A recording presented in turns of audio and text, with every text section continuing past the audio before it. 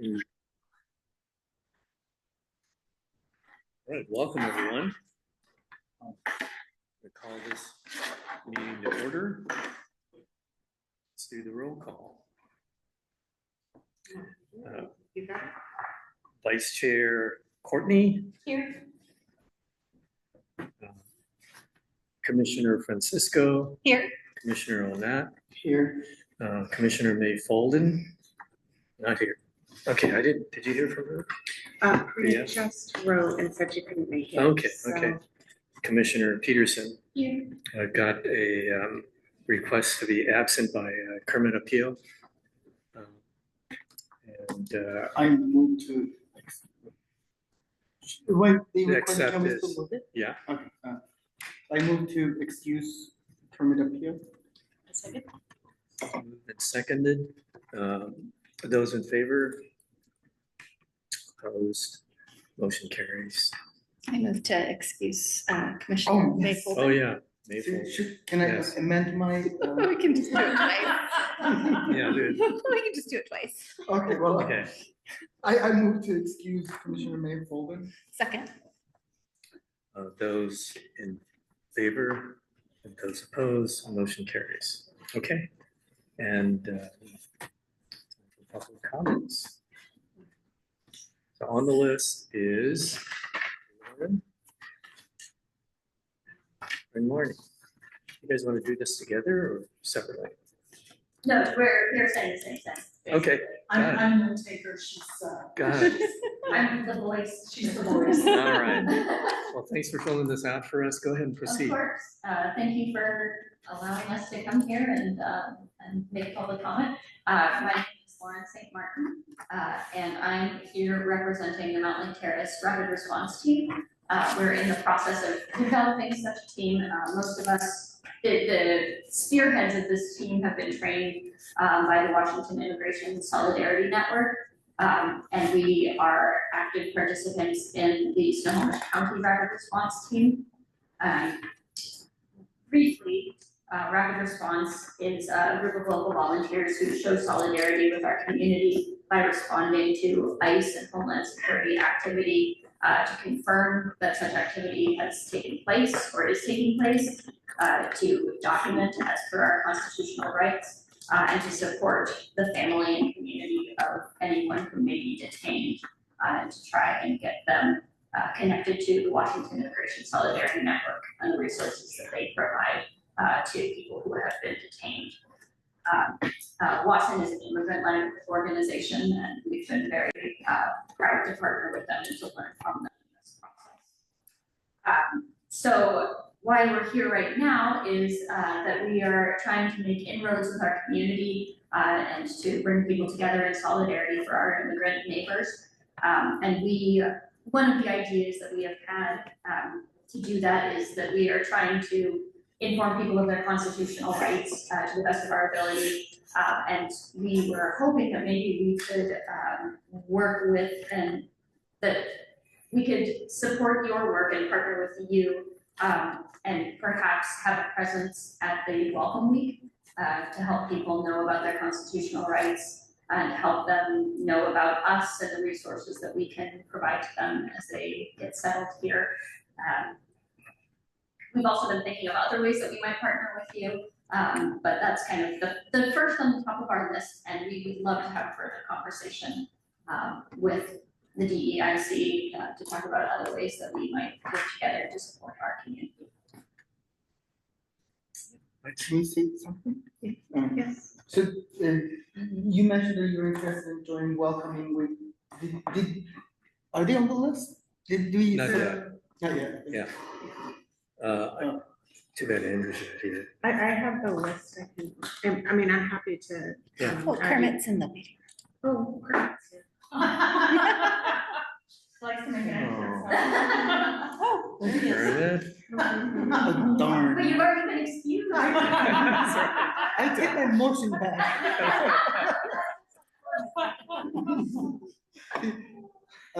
So that and also when you're supporting the community, do you support all immigrants regardless of their legal status? Constitutional rights, these constitutional rights are the same for anyone on US soil. Okay. And so we are informing people regardless of their immigration status, what Okay. their constitutional rights are. So they don't have to disclose their constitution? No, we wouldn't ask. Okay. Yeah. Welcoming week is the perfect place. Yeah, it is. Why do you Yeah. know? Yeah. And you're the, I'm sorry, you said you were the Immigrant and Solidarity Network. The Washington. Yeah, we've been trained by the Washington Immigration Solidarity Network. We have a few resources from them as well. There's information about Watson, and I can leave this here. But you're the Mountlake Terrace Rapid Response Team, which is part of, or you've just been trained. Like, are you a nonprofit yourself, or are you volunteers? We're just community volunteers. Okay. So yeah, so we have been, there's some other Yeah. documents from Watson. So yes, we've participated in the training sessions that Watson has put Okay. on, and we connected with Snohomish County Rapid Response. But it's all volunteers, and we are all just trying to support the work of Watson in some small way. I can definitely follow up with you. There's space for you at Welcoming Week. You're totally welcome to join us, and I'll send you an email tomorrow with details. Awesome. Did you graduate with like a certificate or something? Is that? We have a bright orange vest. You do. With a hat. That's awesome. That's right. See, that would be imposing. It's important to show up like that. No, I did have a question, and We that is also in. are hosting a training Yes. in our community, and it's posted on various websites. We are not disclosing the location yet Okay. due to possible. Yeah, yeah. Yeah. Yeah, but I can also give you the Mountlake Terrace Rapid Response email address. Okay. And if you're interested in participating in that. Yeah. I have it, I signed up. What's that? I have it, I signed up Oh, to go to the okay. watch party. Nice. Yeah, so I'll get one. Wait, when is that? I missed it. Thursday. Thursday. Thursday, Yes, 6 to 8. yeah, so if you That's go to right, the that was Watson just website, Yeah. all of that is available. Have you seen any action recently? Is in our region? Yeah, just today, in Edmonds, last week in Shoreline. Prior, there was some, usually what happens is there's open spaces that they congregate. And then they go in and then they leave. So one thing to look for is open spaces where they might congregate. So They get in agents, Yes, I see. or, yes. or so-called. How do you, Because people have also been, that method of detaining somebody has been used for criminal activity outside Well, of intended government Right. and potential that's- use. That's one of our big Yeah. things, is that we are trying to show up and say, we're not here to intervene, but could you provide us with identification? Yes. Mhm. Do you have a warrant? Most of the time, they will not do that. Yeah. Which one of the things that we'd love to partner with you on is encouraging the council to pass local ordinances requiring them to demask Yeah. and to provide identification. But one thing that we've been kind of trained to do is that if we are present with people who are trying to pass themselves off as law enforcement, and they won't identify themselves, then we do call law enforcement and have law enforcement arrive and ask them to identify themselves. And I haven't seen this happen yet, but this is a strategy that we're trying to implement to make sure that it's not rogue agents. And we do. Very rogue. Or volunteers are planning on meeting with Chief Paul. Yes. To explain this whole process, our training, that we're not just gonna show up and be agitators, that Right. we're there to help protect our neighbors. So while we're hyper-local in Mountlake Terrace, we do offer support to all of Snohomish County through their rapid response. But under the leadership of Lauren and Audrey, we decided to focus hyper-locally on our community and then hopefully expand out. How do you get your information? We're on a signal channel with the Snohomish County Rapid Response. So, and they are alerted, it kind of goes back and forth. Watson has a hotline. And so anyone can call into the hotline to say, I think there's something happening. Watson does the work using people like us to confirm that it is actually ICE activity and that it's not just a rumor or something else. And so there are ways of kind of confirming, and then once it's been confirmed, then we deploy more people to look. Do you know if there have or currently are other days like this in other parts of the country? Yeah, I think it's becoming a more common strategy. I think rapid response is kind of having a national moment. And I don't know to what degree there are similarities or differences between their policies, but from what I've seen, it is similar. And there are other 8 organizations that do rapid response. WASIN was started during, I think, like 2016, 2017, and they formed as a response to the immigration that was happening under the first Trump was in office. So they are now reactivating. COVID kind of put a downturn in what they were able to do, and now they're building back up. So there are other agencies that do it. WASIN is statewide, and they're very organized. Most importantly, they're immigrant-led, and a lot of the trainings you'll notice they're in Spanish or another language, and we receive the interpretation as English speakers, which I think is phenomenal. So they really are immigrant-centered. Yeah. Holistically.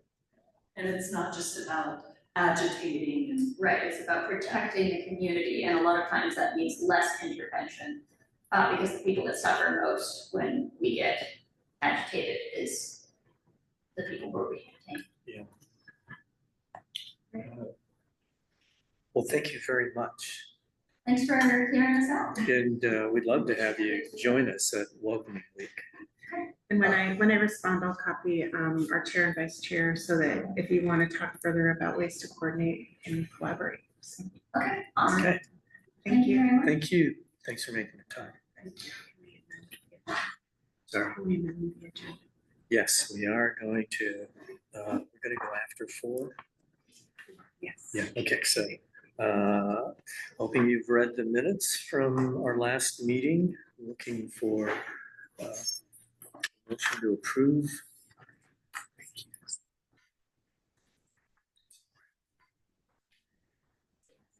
For a motion A move to approve the minutes Thank from you. July. A second. Moved and seconded to approve the July minutes. Those in favor? Yes. Those opposed? Motion carries. Sorry, can I make the motions? Moved. Second. And we are going to go to 4.1 on our agenda. Before we go to 5, we're going to hear from the ARC and Courtney Chris. I have a presentation. Yes.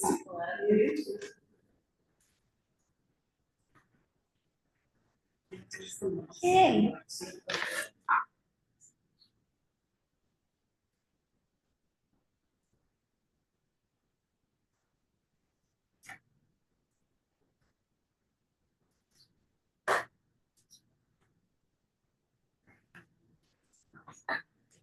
Okay. So hi, I'm Courtney Chris, and I'm the Leadership and Advocacy Manager at the ARC of Snohomish County. Our office is in Everett, and we serve anyone in Snohomish County or access with the county, both of our funding.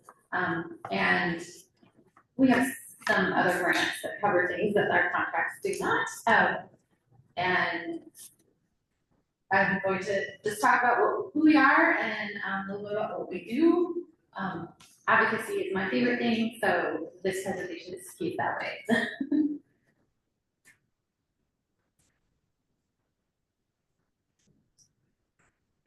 Okay. So we are a chapter of the ARC of Washington State and the ARC of the United States.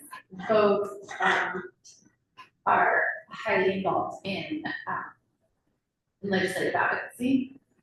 Our mission statement, the ARC fosters respect and access for individuals with intellectual and developmental disabilities and their families, giving them the power to achieve a full and satisfying life.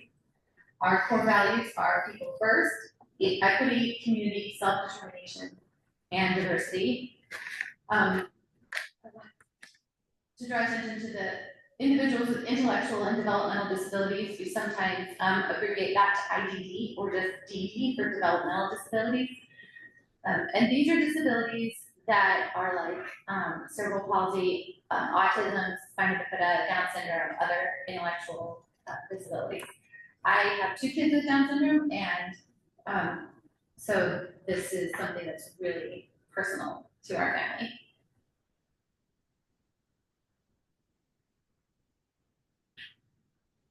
So the ARC is not an acronym, and only the A is capitalized, and the part is part of the trademark.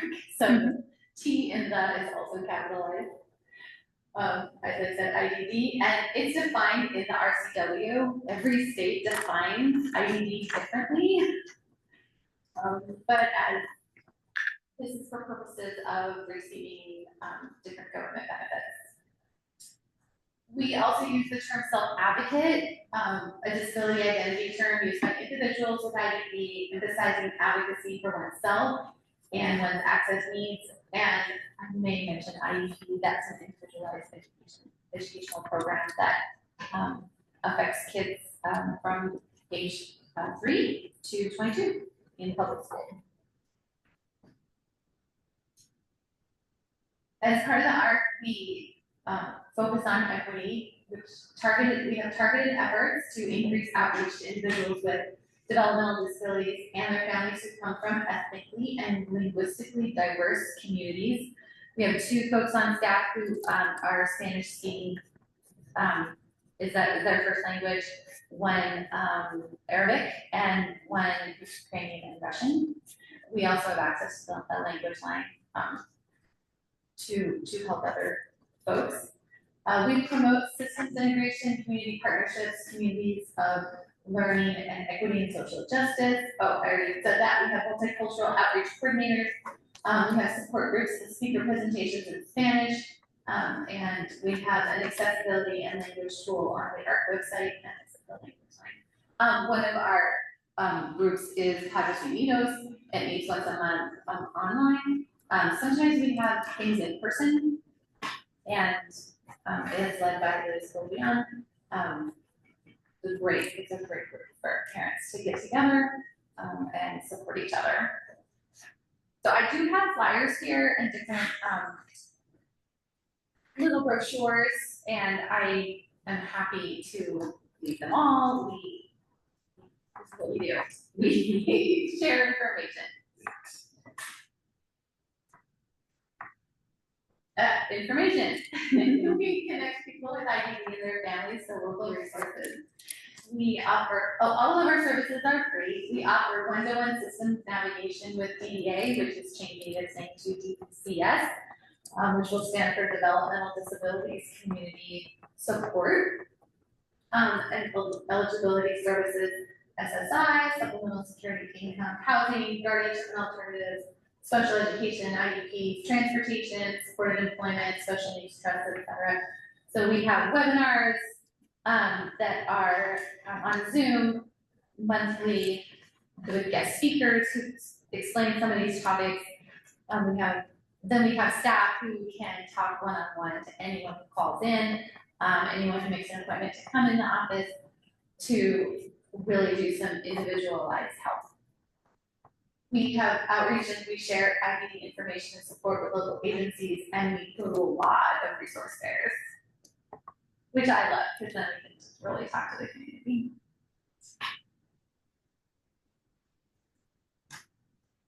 As far as education, we should change that. So now that the transition program in public school is till age 22, the school year in which a student turns 22, the transition program in public school is, if you don't know, it's for student support and job training and life skills education.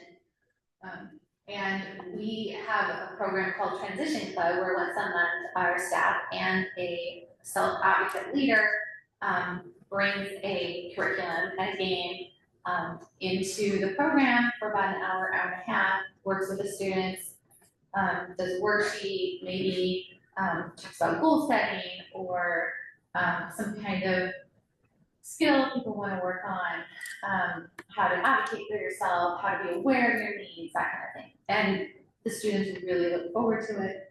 Where in most of the districts in the county, I can't remember the number of districts, all the major ones. The Helping Parent and IEP Parent Partner Volunteer Training in English and Spanish. So when a parent calls up and says, I'll use Down syndrome as an example, my baby just found out that he has Down syndrome, what am I gonna do? And I mean, that happened to me. And we can connect that parent with another parent who has been trained in trauma-informed care and listening skills to connect with that parent and maybe just be a listening, kind of share what they did, but just really just support. IEP Parent Partner is more training in what IEPs are, and then IEP Parent Partners go with parents to IEP meetings, take notes, not advocates, but can just be someone that the parent can feel more confident with going into the meeting. I said we have monthly speaker events, we also have workshops, for parents, caregivers, and self-advocates, lots of self-advocate workshops too. Not so much like, I think we do have fun, but our contracts are focused on advocacy. So we have a women's group, all invited, whoever identifies as a woman. And then we have a People First chapter. People First of Washington is led by self-advocates. And so our chapter is led by self-advocates with a staff member who advises that group. And they sometimes have guest speakers, so they learn from the community, or they discuss ways that they're gonna advocate. One of our meetings in the past was a great conversation with the police officers, where the self-advocates could learn about what police officers are thinking when they approach different situations, and the police officers could talk to the self-advocates about, they could talk about their perspectives on both sides and what they might do, what a person might say to advocate for himself. It was really great conversation.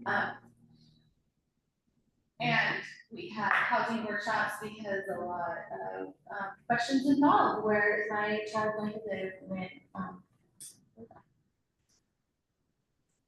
And we do record our presentations. They're on our video page. That's the QR code for the video page.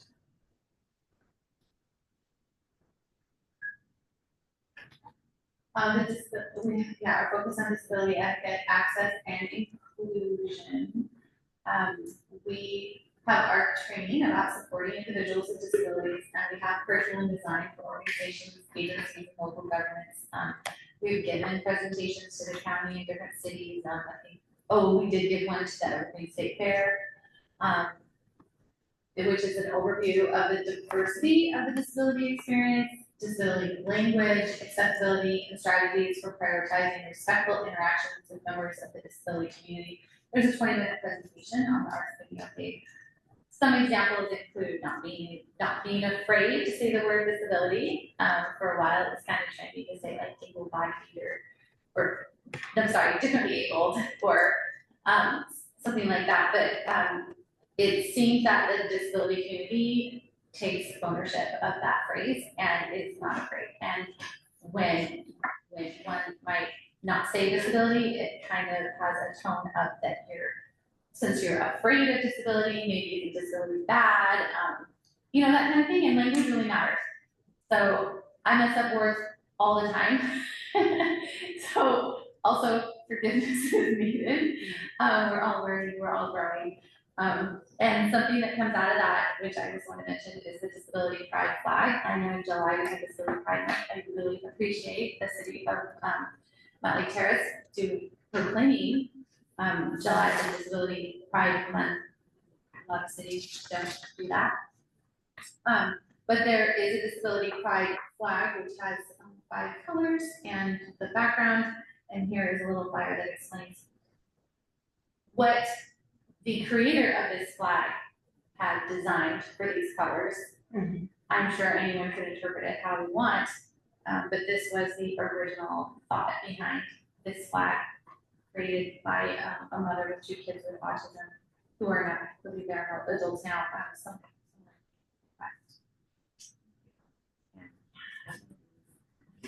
I have a separate couple, I'm sorry.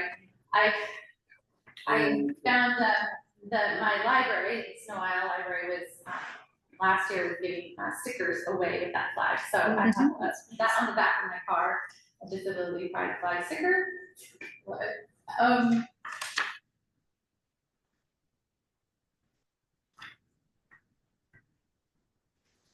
I mentioned support. We have the Helping Parent Match.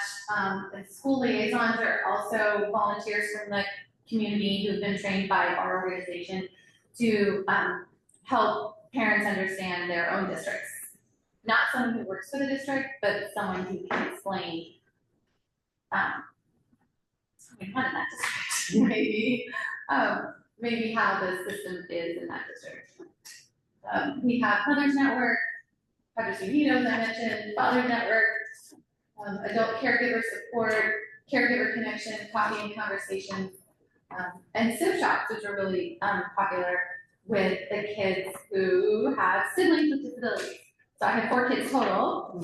2 of my kids do not have disabilities, and they have really benefited from going to sib shops, which are just fun activities that they can relax, play games, and there is some talk and conversation about how it is to grow up with a sibling with a disability who might get a lot of attention from parents, might be raised differently, might be treated differently in the family. And these siblings, they all have this in common, these kids. It's just to celebrate the siblings and how, and to recognize that one day they're gonna grow up and probably be the guardians of their siblings. Not necessarily, but it is likely. But the activities are kept fun and light. And then I mentioned our self-advocacy, peer support programs, and Club Independence, which meets once a month on Zoom. Our trauma enforced resource guide, I'll pass this around. It is a collection of over 80 online resources about trauma-informed approaches for community members and professionals. And this is not 100% disability focused, and it can be used in really any situation. The ARC's Trauma Informed Resource Guide is free to download as a PDF off of our website, and the QR codes there. I think the first QR code is the PDF, and then the 5-minute presentation on how to use that guide is on video. And I think that part of I have to reach out to. One of our staff created this, I think in 21, and I believe there are Spanish resources on the site too. We do a lot of events, we have a lot of fun. I think we connect with other self-advocates of IUP and their families. We celebrate diversity and foster new friendships. We promote fun, community engagement, and inclusion. The events we've had so far this year are Parents in the Park, the Arc at Embarcy Ranch, which is in Whidbey Island. There's this fun ranch where kids get to ride horses and we have fun in this like scaled down western town or something. It's really cute. The Arc at Summer Park meetup Camp Prime Time, which is a family overnight camp west of Yakima. Legislative coffees this fall, the Harvest Festival, where Posada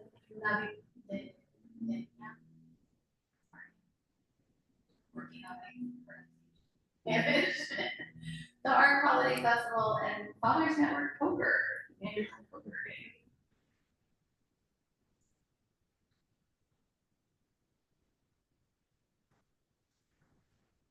Our leadership and advocacy, we have legislative copies in forum, talk about that in a minute. People First Chapter Women's Group training. We do offer a leadership training, it's self-paced online, it's free. Lots of great resources, videos, articles about the history of disability, disability advocacy, highlights of this impactful historical figures and what they have contributed to the movement. It is a lot like the civil rights movement as it is a civil right. The ADA came out of that movement. Government community resources, special education, things for family members and siblings, language, culture. So I got a couple of these and we can. We do offer leadership workshops in person twice a year. They're like 4 hours. And those are fun too, because then you interact with people and really have great discussions. But the self-paced one is also great because there's just even more information on there. And you just get to go at your own pace. And Rachel, our advocacy staff member, checks in on those participants every once in a while, see how you're doing. When you're all done with our leadership training, you get us. And if you fill out our background check, you can be an official volunteer. And then we also want to support community members in connecting with boards, committees, leadership roles, and legislative advocacy. So part of what we do is encourage self-advocates and family members and allies to be on boards, committees, city councils, school boards, parks councils, to be that voice for the IBE community.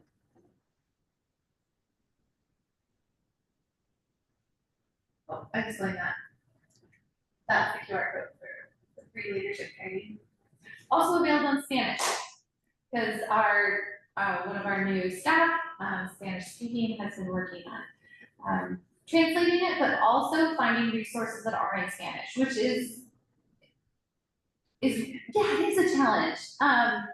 So she's finding videos made in Mexico or in Spain or other Central American countries, South American countries.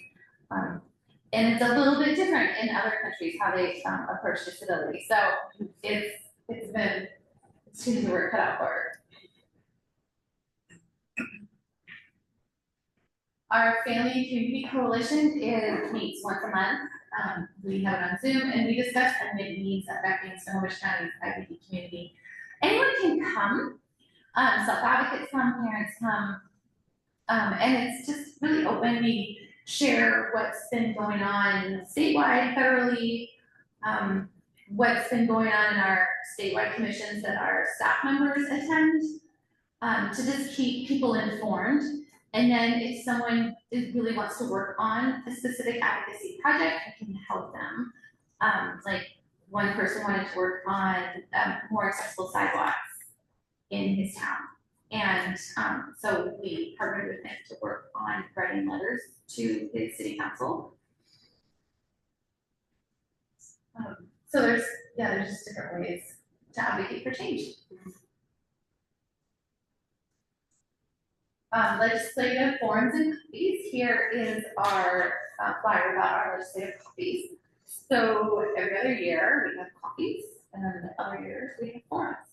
Last year we had a legislative forum. We invited all the candidates for representatives and senators who were running in Snohomish County to the Everett Transit Center, the upstairs warehouse room, and we had some speakers about housing, mental health, and caregivers. So we targeted speakers to talk about those 3 issues. And then each candidate had about a minute to talk. And then everyone could let them go afterwards. It was a really great opportunity for candidates to talk with possible constituents.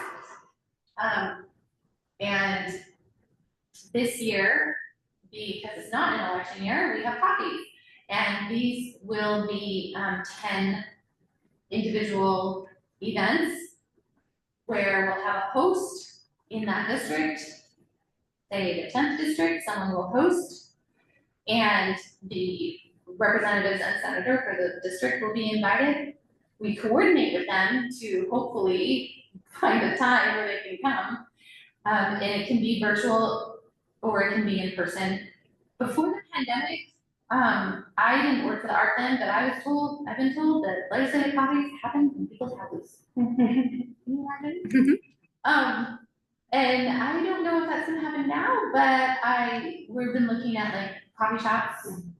We have a conference room in our office we could have it at the libraries, or we could have concert. So if any of you are interested in attending one of those, or even hosting, here's a questionnaire. The questionnaire does not commit you to do anything. It's just a way to gauge interest. And Rachel Foodie's our contact for that. We have noticed different representative senators who are more likely to be involved with the art than others. So, and what is advocacy? We have an advocacy checklist that, I did bring my coalition. Here's my coalition flyer. See that one again. Rachel created this really great advocacy checklist, which has, giving a public testimony at a legislative hearing, and then maybe a little checklist here about what things to focus on. Advocacy is speaking up, supporting a cause, promoting the rights of a group, or an individual, or yourself, raising awareness, providing education, and influencing decisions.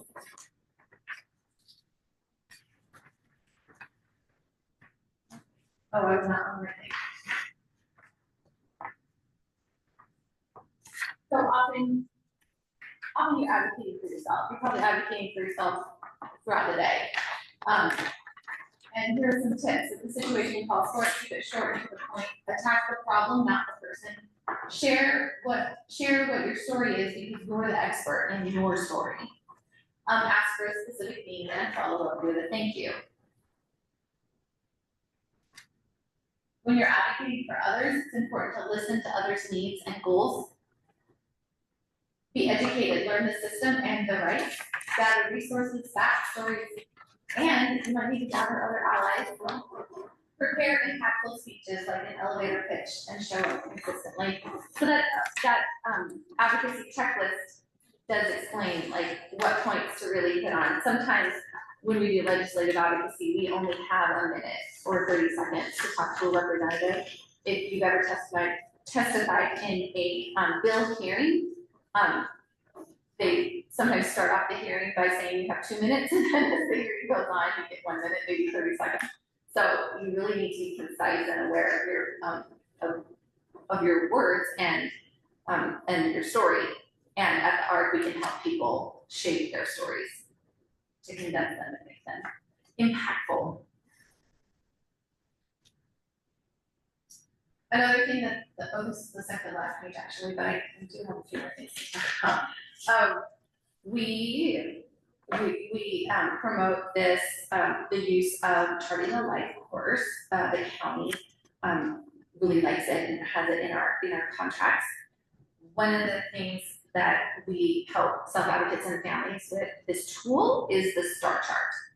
And we put the goal in the middle, you put your personal strengths on the top, relationships, eligibilities, community-based things, and technology. So you just don't put all your eggs in one basket, right? If you depend so much on just one section and then that section disappears, then your life might fall apart. But this is also a great way to assess all the resources that you have and how they can work together. It also can assess what things you're lacking and how you need to work on that. So like eligibility, are you getting DEA? Are you getting SSI? Are you getting Medicaid? And then the ARC, we can help you get those services. What communities are you involved with? Are you with the YMCA? Are you with Carl Gibson? Is there a community that you want to get involved with? How can we help you do that? How are your relationships with your families and friends? Do you only have one person who's in charge of all your money and all your decision making? What happens if that person unexpectedly passes? Because life happens, right? Who's the backup for that person? Do you know who the backup is for that for that person?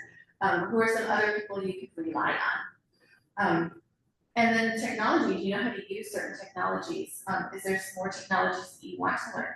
And that is expanding like every day, right? There's new technologies that help people with disabilities live independently in their homes, whether it's like a technology that alerts when the stove is still on, or something that they can wear, that they can walk independently in their neighborhoods, and then when they're lost, all they have to do is press a button. You don't have to like figure out who you're gonna call. It's literally a button you press and someone's right there. Hi, how can I help you, Bob?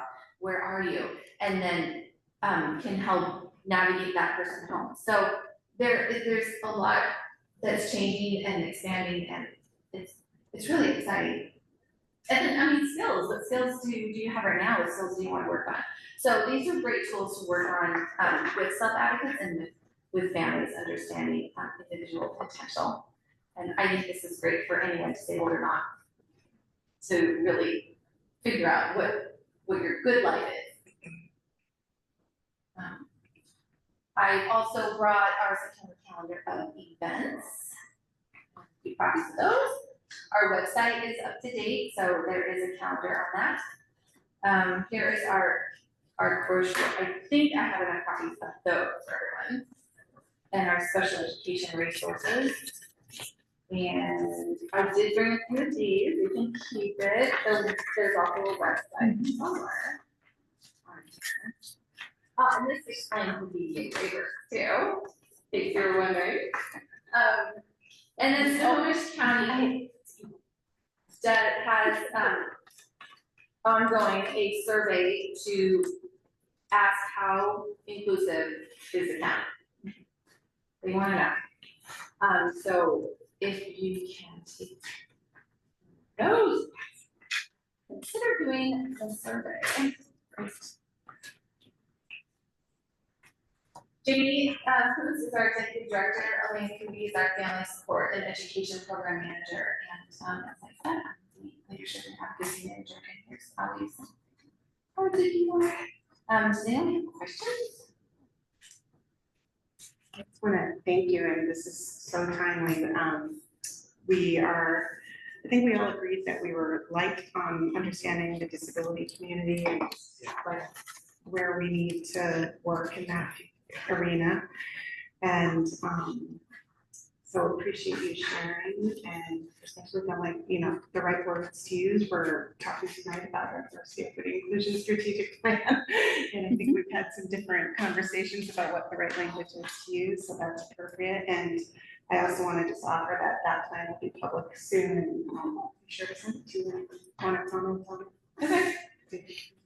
One of the things that I've been seeing that as a mom before is that parks are becoming way more accessible, playgrounds especially. And my son has, he has intellectual disability, but he also has physical disabilities. And so when more of the playground is stuff that he can do, he is so much happier. And so I love that there's a focus on that. And a lot of parks have like the talking boards with the pictures and the visuals, and that's so great for including kids who maybe have a speech delay, but also the different languages. So I love that. One of the things we talk about is how when you make something accessible for a small group, it actually widens and affects so much more people, right? So like the ramps and sidewalks, so originally for wheelchairs, how it helps people with pushing strollers, how it helps runners not trip on a curb. Just so many people lives are improved with just a little detail.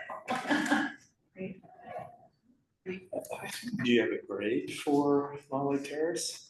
Unfortunately, I have not spent much time in Mountlake Terrace. I'm sorry, other than students. I used to come to the pool with my firstborn. That was really fun. I just spent some time down here. We have a lot of The new park is good though. What's that? The new park down by the Lake Ballinger. Oh, yeah, Yes. yes, we did. It's Improvement center. a lot of ADA features in our new playground. Yeah. Okay. I'll have it come to shop. Okay. So Any questions, comments? No, thank you. Yeah, we really appreciate it. It's really comprehensive. And I will do the survey. Okay. Yeah, I mean, I can talk about this for hours, so. Yeah. I'll send you back to your meeting. Yeah, I'll keep in touch and when the plan comes out, be sure that. Okay. I'll keep at it. Okay. Well, Snohomish County ARC is involved in the Edmonds School District Special Education PTSA. Yeah. And so I helped with that. I helped them start. So Cool. yeah, ARC is awesome. And, Yes, you know Jody. Yes. I was also gonna ask, do you know how many people in Mountlake Terrace who I are? was just gonna ask the question.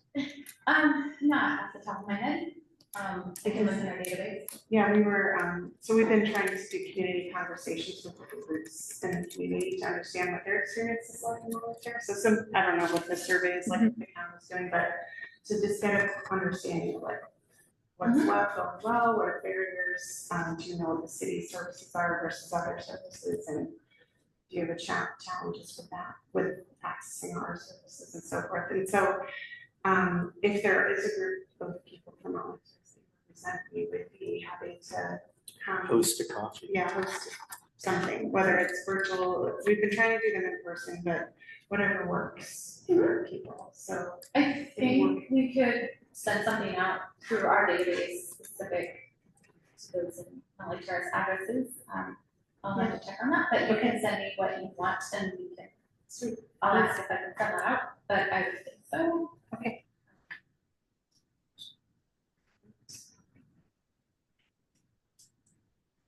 Anyone else? Thank you, Courtney, we really appreciate it. And I'll send the slideshow out with your minutes. Thank you. It has a lot of. Yep. Yeah. Thanks for having me. Yeah. Yes, thank thanks, you. Courtney. Thanks for being here. Moving on to Councilmember Murray. All right, hey everybody. Hello. All right, updates. So what council has been up to, I think probably the most pertinent thing to ensure you guys have an update on is you have had several conversations about some sort of support of, sparing our community and implementing some sort of block oversight. Yeah. Council talked about that between the last time that you have met and now. I don't think any final decisions have been made, but one of the things that we're exploring is reviving, we previously had a community policing advisory board, which I think has come up in this space, and some of you are more familiar with than others, but that was a group that was disbanded in 2017, but still remains in our code. So if you're interested in kind of seeing what they did previously, that's out there to look up. But looking at potentially, making some revisions to the work that group did to support that goal. That's an ongoing conversation, so I will keep you updated. Again, if you have additional thoughts, either as this group or as individuals, that is an ongoing helpful conversation. I will give a date for next conversation, but that obviously will be on our agenda once that is scheduled. Upcoming stuff for this week on the 28th, we're talking about, we've got a presentation about Snohomish County solid waste rates, which are going up. I think probably the most important thing to kind of What is going on? Snohomish County solid waste rates, so Solid like trash. Okay, okay. I think my takeaway on initial review of that information was, there's when it costs more to dispose of the waste, it costs more to take away the waste. I think the estimate in the proposal or in the presentation is $3 to $4 a month per customer, so I think that's just something to be aware of. Costs are going up everywhere. I will say it's interesting that Snohomish County's rates are like less than half of what King County's disposal rates are, which is interesting. Yeah, I was gonna say, we haven't had the presentation yet, Don't give them ideas. I know. This is recorded. It's in the presentation, it'll be recorded on Thursday Okay. too, but, so anyway, I guess in kind of the bigger picture, it could potentially be a lot worse. To go back just a little bit, did you say $24 a month per household? Oh, no, sorry, $3 to $4. $3 to $4, got it. Yes. Yes. No, Not 24. Again, don't give them ideas. We also have a presentation from our police department on their work from first and second quarter of this year. And then we're gonna talk about how council approaches liaison reports. So I think that's an interesting thing if anybody has super strong opinions. Essentially, we have report outs much like you all do when we have our regular meetings. So that's 2 of the meetings a month. We share what we have been up to, typically how that has operated in, how it's operated is, you know, council members usually tell all of the things that they've done related to council. Sometimes they share more details about that, sometimes they don't. You know, I think if folks have thoughts on what is interesting and helpful to the public, I think that would be, I think council members have their own perspectives on what is interesting and helpful to the public, but I think if you had any thoughts around what would be helpful or what isn't helpful to the community, I would just welcome hearing that. I don't have super strong opinions on it, so. On the 20, or on the 4th, so the Thursday following that, we're talking about FIFA World Cup, which I will tell you I'm very excited about. I think it's an interesting time in terms of we're gonna have so many visitors, ideally from all over the globe, visiting, you know, our area and our region. And they're gonna be, I don't think I talked about this here, but so we talked about it a little in council. So there's games going to be played in Seattle, there's games that are gonna be played in Vancouver, BC, and there's an anticipation that there will be a lot of people going back and forth between those 2 places. And so, you know, I think there's opportunity for us as a community, and the staff is talking about all sorts of interesting things, but we'll get an update there. We're doing a small annexation of a property, which is just like a little, we have a couple of little like islands in the city that are not technically part of the city, they're county. I was so curious about them actually. It's fascinating, things, you know, you don't know until you know, and so oftentimes they stay as little islands that are part of Snohomish County, but not part of Mountlake Terrace until they need sewer services, which is, you know, again, why we're looking at this.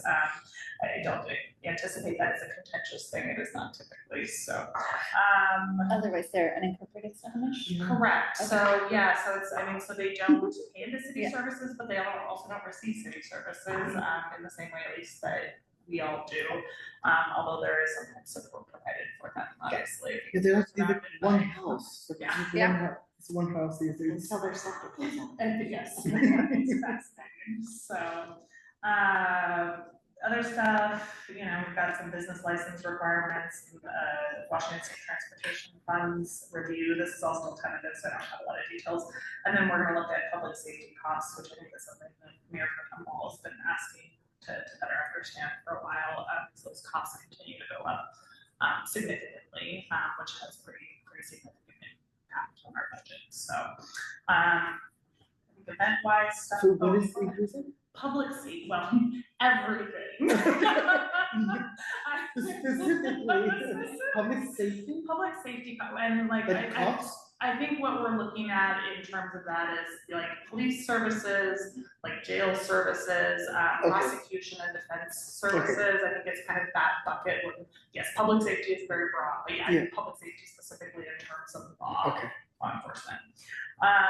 And then a couple of events, Cops and Clergy is back. I think that's been on a little bit of a hiatus, so I think folks are on that email, but if you were not, it's on the 2nd of September, which is a Tuesday at 9, and they're gonna be focused on active shooter preparedness, which if you have the availability to go, I think that sort of thing is always helpful to go through. I know we have gone through that with Sergeant Porter as a council, and he does a good job of, you know, balancing the seriousness of those sorts of trainings with, you know, making it a manageable topic to take in. So, so that, and then our quarterly Terrace talk is on Wednesday, September 10th. So that would be the other kind of community engagement opportunity coming up. Although Carolyn, admittedly, I don't know what that is. Do you? I think that they're talking about the Blue Bridge program. Oh, okay. All right. So that would be our new. So this last year, our police department rolled out the Blue Bridge program. The debit card? Yeah, exactly. It's a debit card program that allows them when they see a need within the community to be able to actually like address that in real time. So like the example they've given is like if somebody has a flat tire that can be repaired, or you know, those sorts of things, like they're able to actually take action right away to support them. So I think that's all I have. Right after we said public safety cost is increasing, is this going to be in that budget? So that is, at this point, that is not something that we have allocated budget dollars for. There was, I think there was a grant initially for that, and, the idea is that donations can be made to that. I think community members have been looking for a way to provide resources, so somebody is navigating homelessness and, needs, I think the community wanted a way to provide resources, and I think the police department was looking for a way to kind of facilitate that. So I think the idea is that long term there would be some sort of donor base, but how that turns out.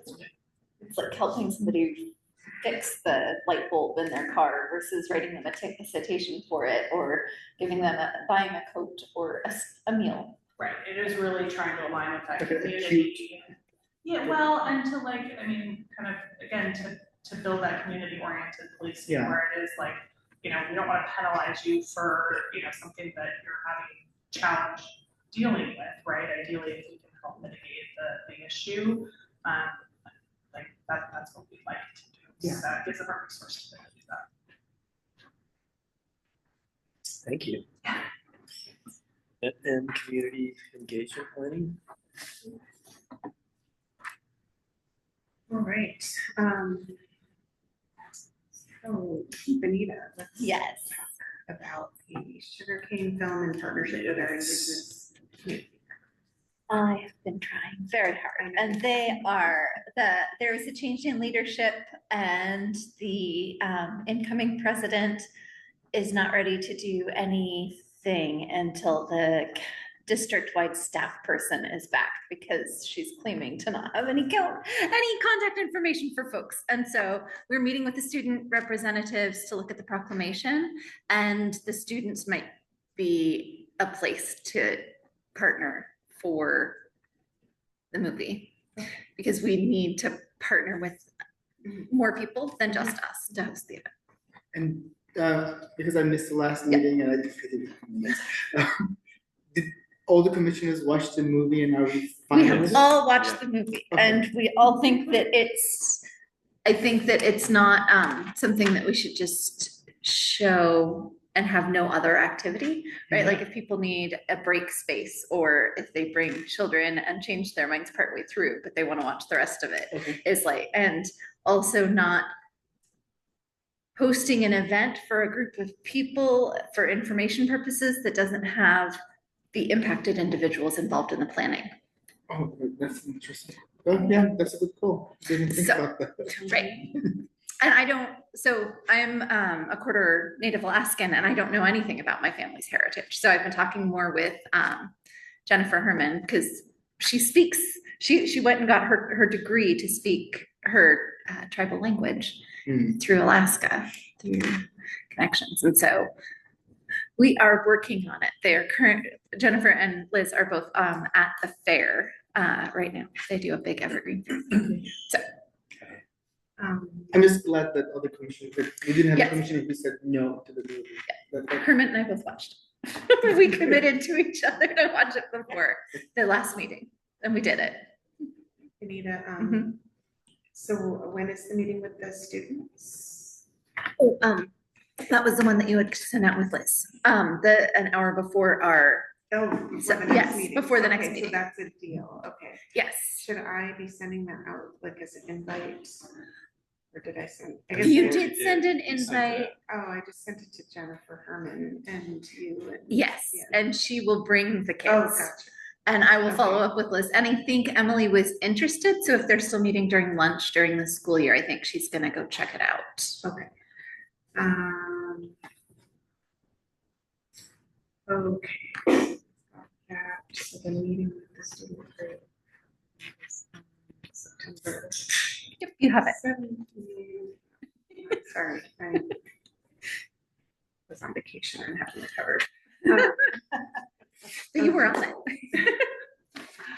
Okay, so then at the next meeting, we'll Yep. talk about the information. Yes. Okay, great. And I think there's preference to have it done with enthusiasm and buy-in Yes, for sure. and not at a specific day or time.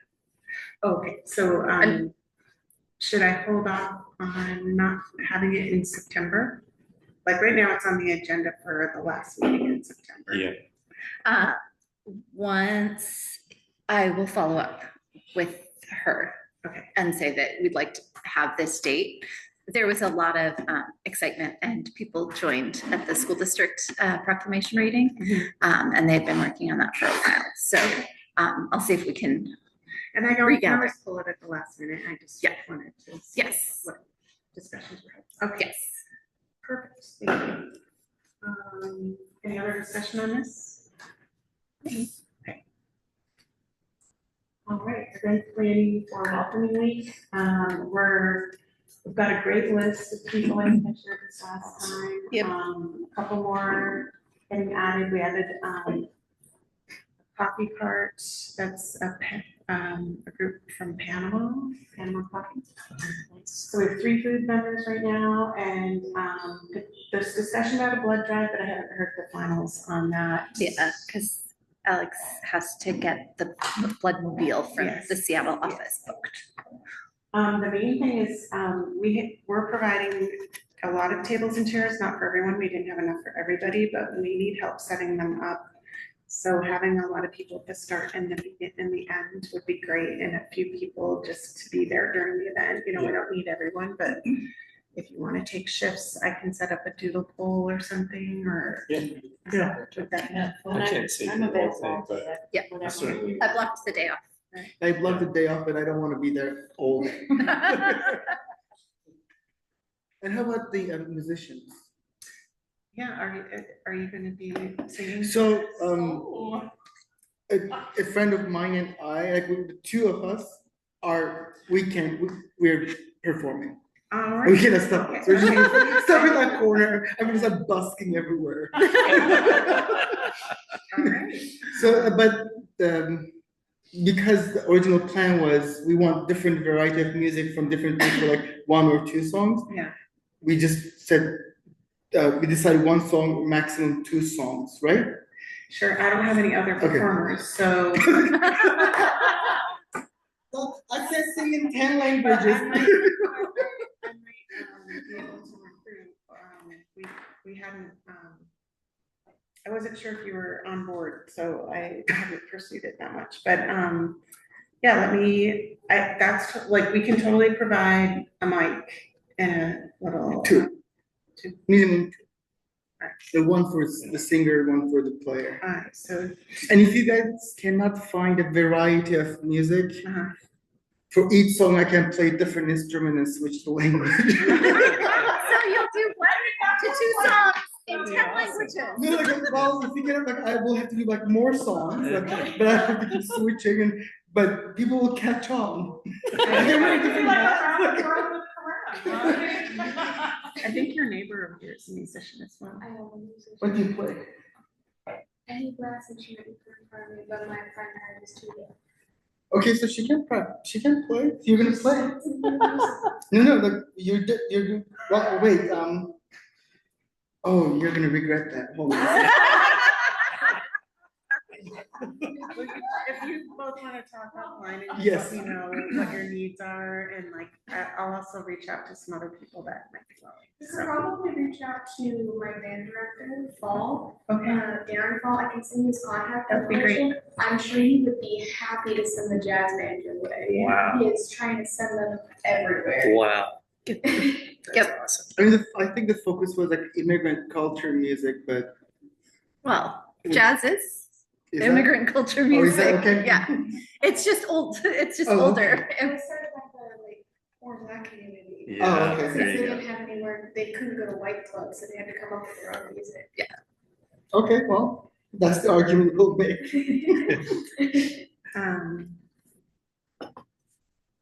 Okay. Great. Are you, I take a few notes. If you borrow that. Is Waywack coming?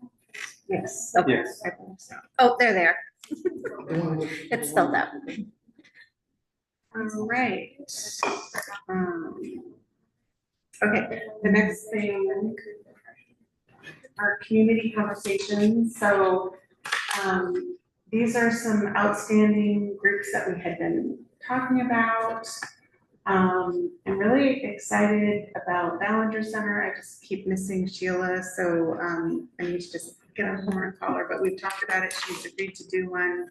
I just need to figure out the best time. It'll probably be during the day, so those of you who. And that's the focus is the L.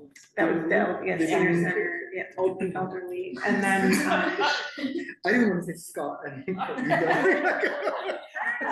Because she's like me, like that's why like I targeted her after she jumped on it. I keep missing meeting up with the wellbeing community. They've invited me to their office and we just, our emails crossing the winds. And so we're working on that, but they're coming to welcoming week. So I'm hoping before or after then we can connect, and they definitely want to do like a circle conversation in Spanish language with community members. They were talking about doing something at welcoming week, but they might do something to follow because it's not like a super quiet and meditative space for that. But these are different groups. So I know Kyo, you mentioned like reaching out to school members when school starts. So we can do it at school. We've talked with students, you know, Benita and I can talk to you offline if you want, but we've talked with students in the past about doing it during certain free time. Yeah, and there's a long advisory. I'd say the assembly would be the better option.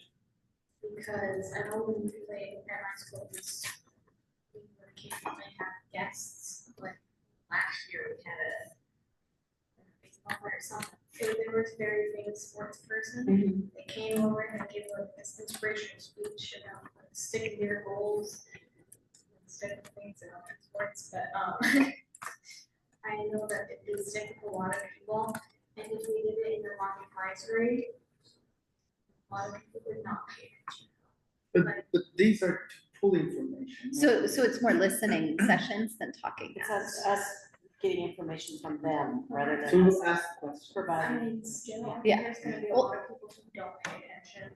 But we'll provide food.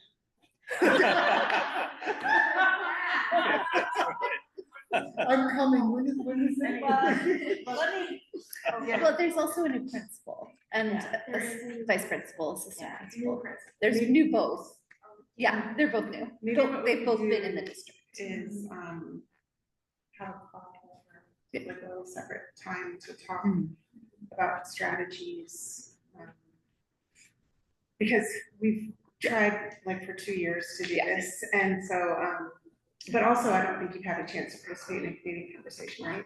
I don't believe So like, Yeah. maybe we can just spend a little time getting you up to speed on like what we're trying to do, and then you can give us feedback and Adjusting it for students. Yes. Maybe we can crash the hawk walk at the end of the hawk walk and talk to all the people, because all the people will be there that need to be involved in that decision making. Maybe we can just grab them and make that just to talk to the new leadership at the school, because they'll all be there. What it makes me think of, and this is gonna really date me, is when I was in high school, we used to have these things called rap sessions, because there was a lot of integration stuff going on at Seattle School District, and people were upset, so we would meet in the cafeteria, and we would just talk about different, amongst ourselves, but there was always staff around.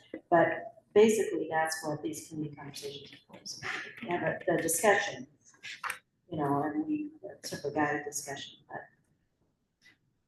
You guys do anything like that? Yeah, we also, sorry. Did you do rap sessions? Well, we had cultural relations You're not old forums. enough. No, I mean, but we For had, rap I mean, it sessions. wasn't a rap session, but we Yeah. called them cultural relations forums. And Yeah. it Sort was of an the same thing, opportunity yeah. to bring forward I think for perspectives and we experiences. have a bench, which is our cultural assembly, where people like, there's the flag walk where you can Oh, sign yeah. up to do like hold the flag and walk through the gym. Mhm. Then there's the fashion show where you show up in your like, cultural clothing.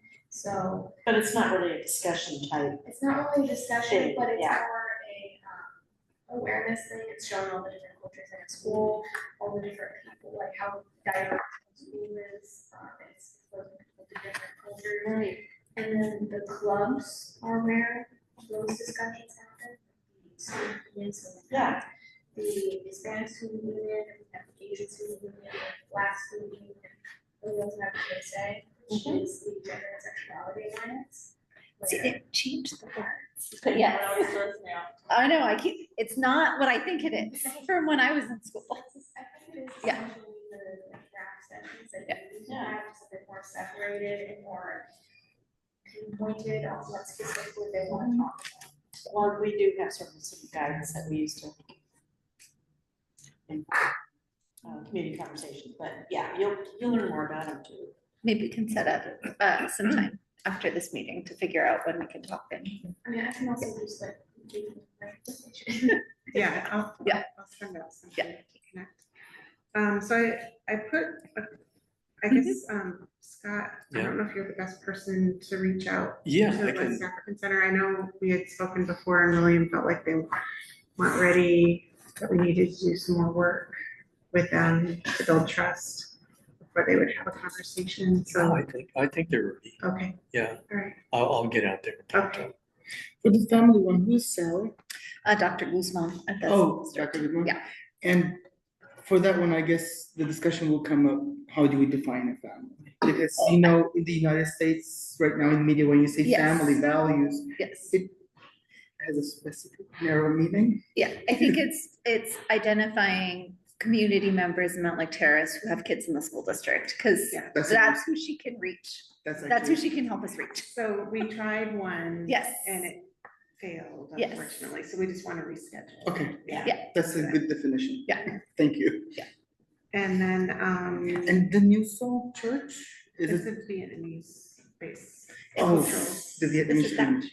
Yeah, I think they might have, I don't know if they changed the Is the name one yet, with but the it's over bird? by the park. Yeah, The one in the corner with the bird, right? No? I I think think we it's but the- yeah, I've met them at Cups and Clergy, so hopefully they will be there and we can talk. Yeah, they've been hard to Yeah. reach out, I've emailed them several times. And then I was hoping after we had the community they did show up for the community conversation at Cups and Clergy. Yes, Yes, do you wanna take? I can try, yeah, Or you can try, Yeah, like if I you're can- going to. Cups I and can Clergy. try and connect with them. I mean, I don't know if they're still, but at one point they were on social media a lot, especially like around some of their community initiatives. So I don't know if that's a way to like reach out, but I feel like for a while they were trying to like build a movement Mhm. and do things for community members that way. So, our target is the Vietnamese community in the, I think Yeah. Korean. I don't know if she, I Well, just made us. both. Are they? Yeah, Okay. actually, Oh, yeah. interesting. Okay. Yeah, the community conversation indicated that there are a number of different groups of communities that attend. Oh, okay. We do have There's- a lot of Korean churches. Yes, Okay, there's alright. one right up here. It used to be the Lutheran. Yeah, It may still be Lutheran, but it's now in Korean. There's also one on Facebook. Yes. right. Well, there's one on 50. There's a lot of Korean churches. Yeah, okay. Yeah, we have a list of all the, as part of the community engagement plan. Extremely large list of community contacts, yeah. Too bad we don't have a synagogue, so that we just cannot connect to the Jewish community. Yeah. One day we're gonna knock on doors saying, are you a Jew? And then the Call- LGBTQAI call it community, I have a couple of contacts, that we've met recently, Carter, and then the chair, the executive director of the chamber is very involved.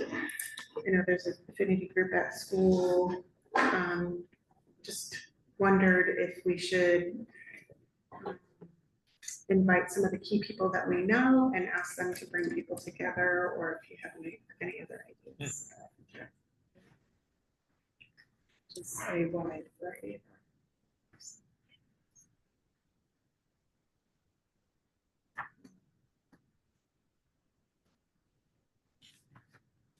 I can start a conversation with some other key people.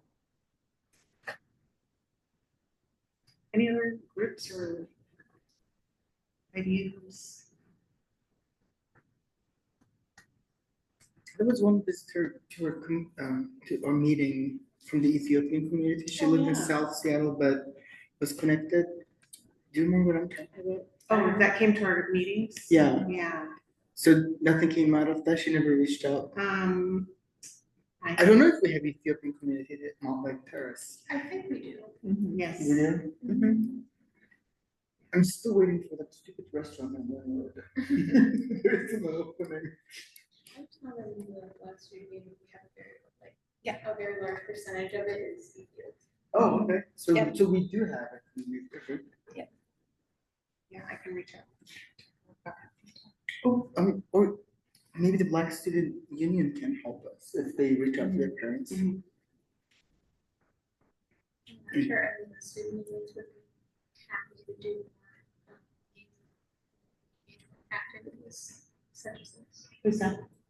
Any of the student unions at Oh, high school would be happy to do more outreach. Great. Okay, thanks for the little brainstorm. And,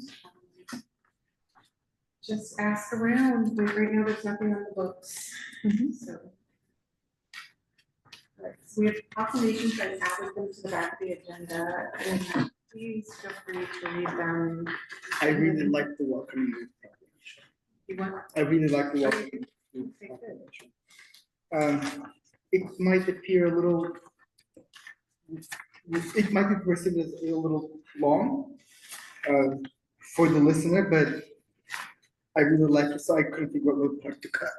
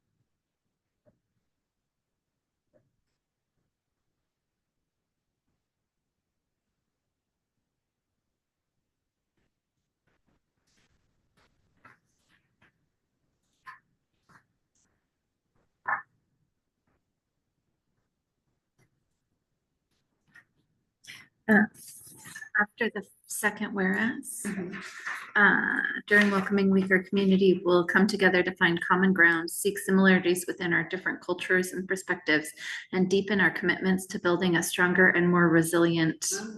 Oh, It's a hanging. Or is it what? Community.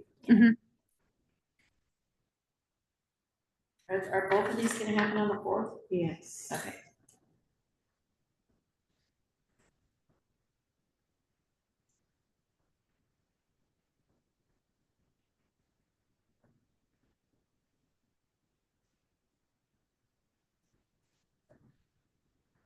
Yeah, again, in the third whereas, at the end, it says commitment to our core values of acting in the spirit of In which the proclamation? third one. The third, In the welcoming week? I glossed over that one. the ending just, I understand that it could just stop at welcoming, but I feel like, By acting in the spirit of welcoming, and what's your edit? I just think of welcoming something, Okay, like welcoming, everyone, more people. connection or something. Welcoming all. Yeah, welcoming all, I feel like that would sound better than just Okay. welcoming. Yeah. I see your point now, okay. Although the sentence is actually correct, Yeah. it gives the It is impression I that, just feel it would Yeah. sound a bit better with an actual word at the end. Especially when you're reading it over. Well, and then you say welcoming all, whereas welcoming is. So it adds an extra space or word, Yeah. which I love. I love the fourth whereas.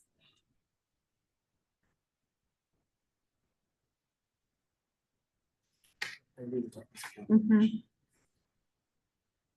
Yeah, I feel like very strong. Do you think the city council would approve this? We'll try. I would hope so. I mean, it's in alignment with our values. It doesn't, I mean, Councilmember Murray Comfortable. can let us know if there's I mean, anything. I didn't even, I don't know, I guess I didn't even give it a second thought, to be honest, I guess I don't know, maybe I need to read it again. Which part of it are you thinking is controversial?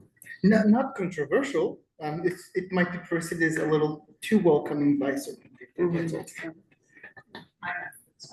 Yeah. Okay, we have two Well- edits, adding community to the end of the second whereas and adding all to the end of the third whereas. Are there any other proposed edits? I'll entertain a motion to, I move that we recommend the amended proposed proclamation to city council for approval. moved and seconded. Those in favor, opposed, motion carries. Big permit. Oh, yeah, let me check each other. Is he voting? I think he had to. He's just listening. You might tell jokes now. All right, we read through the Hispanic Heritage Month Mhm. proclamation. So this one, I definitely want your opinion on the title too.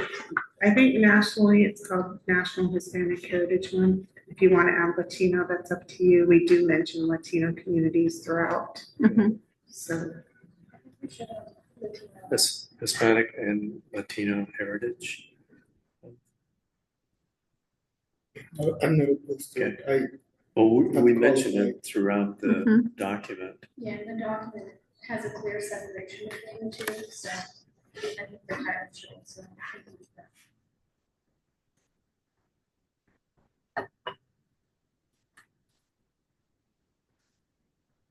Just need to come after the first whereas.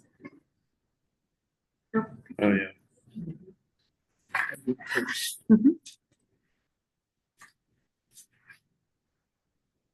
Why is there an and after Honduras? In the second one, when you're counting a country like Costa Rica? Was that? Yeah. Oh, Is it a mistake or? yeah, it's a Okay. mistake. That was, In the fourth, whereas today, the Latino population in the United States today is mentioned twice. oh, yeah. thank you. Which one do you like better? The first one or the second one? I like the second one. The second one is-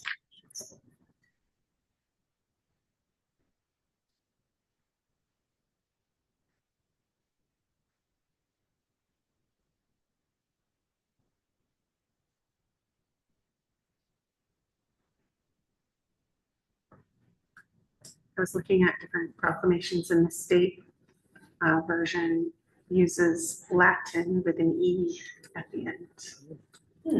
I haven't seen that. Latin? Yeah, Is that how it's pronounced? I don't know.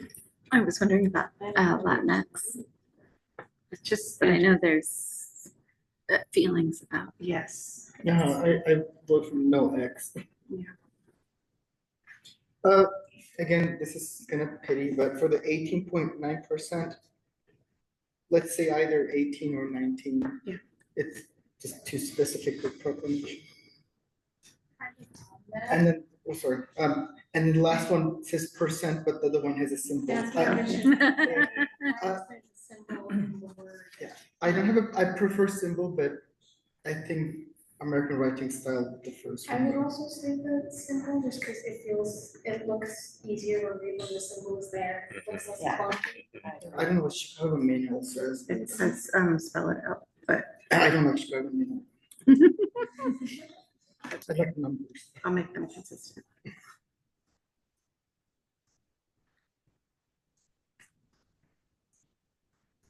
That's all I have. But if we change the name of the proclamation, obviously the signature line needs to change. It's not the signature line. Yeah, but, yes, right. um,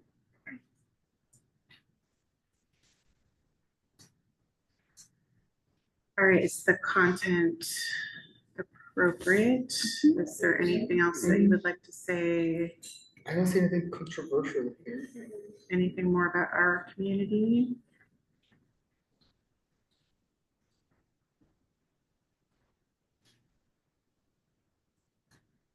Oh, you didn't say anything about Mountlake It Terrace. just says the last Oh. whereas, but it's pretty general. I see.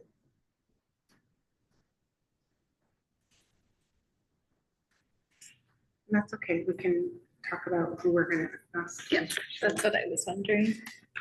All right, so we have changed the title to add Latino. First whereas, there's a comma missing. Second whereas, get rid of the and in front of Nicaragua. And the fourth whereas, 19%. And can use, I'm gonna use the percent symbols for both, even though it's against the Chicago manual. And then the now therefore add Latino. I move that we adopt the revised version of the proclamation for Hispanic and Latino heritage. It's been moved and seconded to approve the updated proclamation. Those in favor? Those opposed? Motion carries. So let's talk for just a minute about if we want to invite people to receive these. You said September 4th. Coming right up, so. Yeah. We should have done this earlier, I apologize. Our last meeting was early because it was a long month, and Yeah. then this one was later. 'Cause- Yeah. So for welcoming week, we could always invite one of our partners. I think we've invited Sally before, but we have all these different people coming to the event. So if one of you like to highlight. Would Letty come? They're not on the list. They haven't even responded to coming to welcoming week. Okay. They haven't.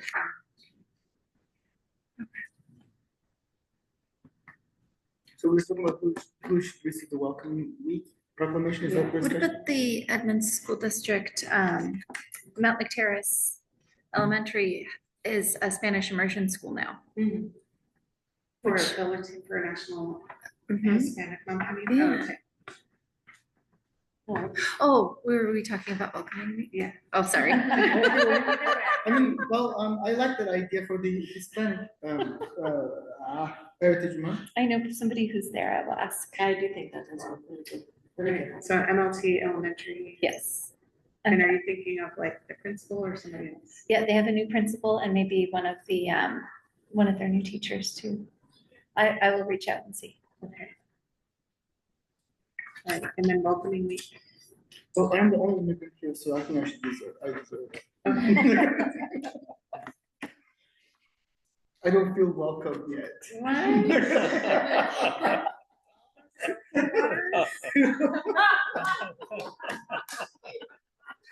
There was no food. I went to the kitchen directly. There was no leftover. Are you taking those leftovers? Yeah, honestly, because one day I came here, there was a lot of leftovers. As you guys were meeting here, just finish the food. If you would like to receive it. No, I'm not that self-serving. Speaking of food, for the local food something, were you able to contact Bags Little Asia? We haven't reached out to them. I can ask Andrew, he's my food person. I think Andrew has a list that he goes through. Yeah. So something needs to be added to his list for him to go through or something, because I did ask that question before, not for that restaurant. Yeah, the main thing is we just, like, people have to bring their own setup for, Should we ask somebody from the Washington Immigration Solidarity Network That to would be receive great. Oh. Yes. to receive the welcoming week one? Yeah. Because I mean, that's. Actually, yeah, that's. We like in, focused yeah. on any of the immigrants that might need. And they might share it on their social media to promote their activities. Yeah. as well, maybe. Who knows? I can reach out. They were one of the first people to respond, so. Yeah. Yeah, no, I think they definitely Yeah, deserve that's it. what I do. Nice. Okay, great.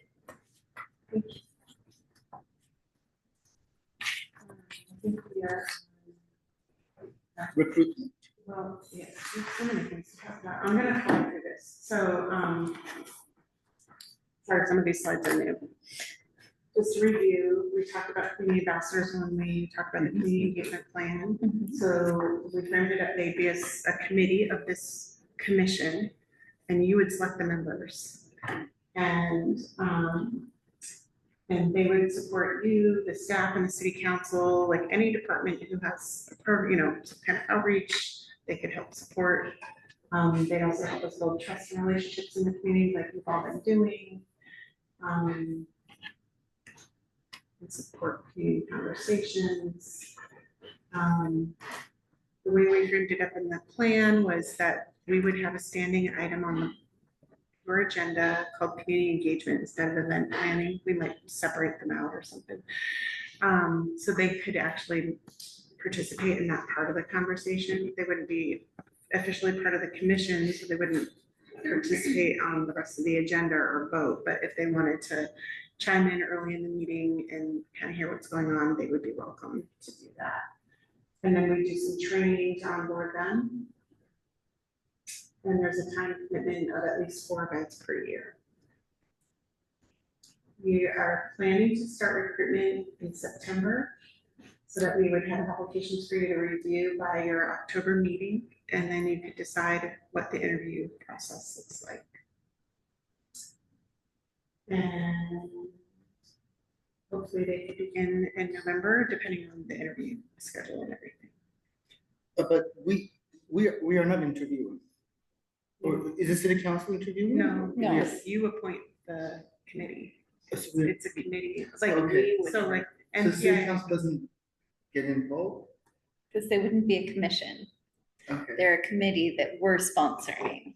okay, City council appoints us. And okay. then we would find partners. And they make To support our work. so I'm getting ready, Sienna and I are meeting this week to talk about like social media. We've talked about creating a web page off of your web page and off the volunteer page so people can learn about it.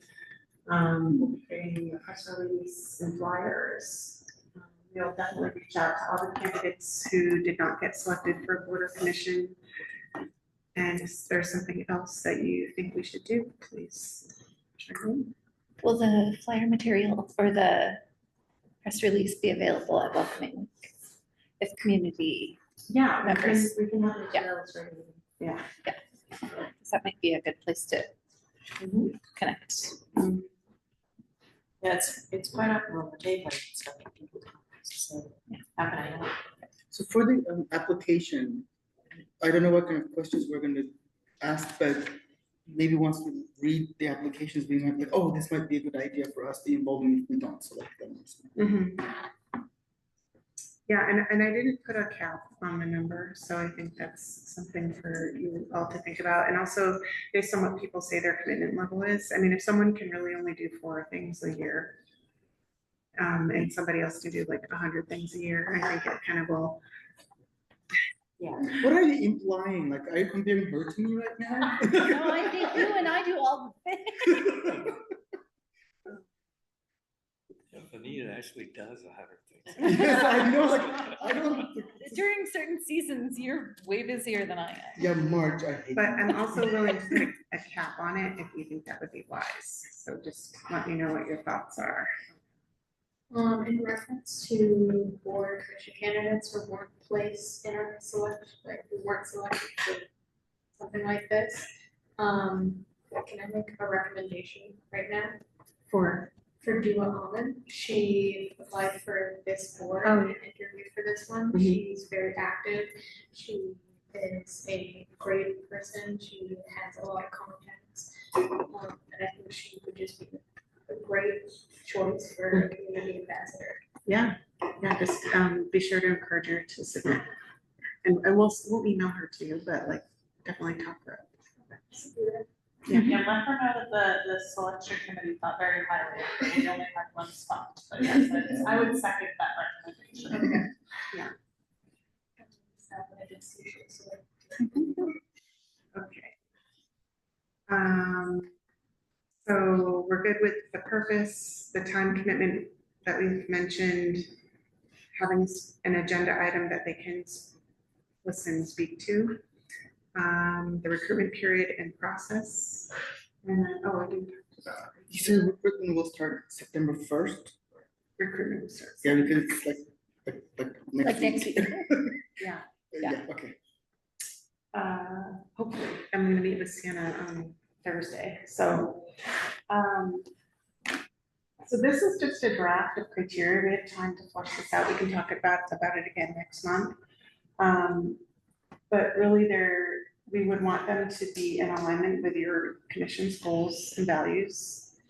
And that they're committed to building relationships with the community, focusing on engagement with groups that historically haven't participated in the civic process, ensuring that we reach a representative audience, inspiring community leaders with connections to become involved, bringing ideas to us about how better to communicate with our I like these goals. people. Yeah. And then kind of more basic things, live, work, attend school or worship in the city, 16 years old or older, willing to commit for 1 year, which could be renewed by you.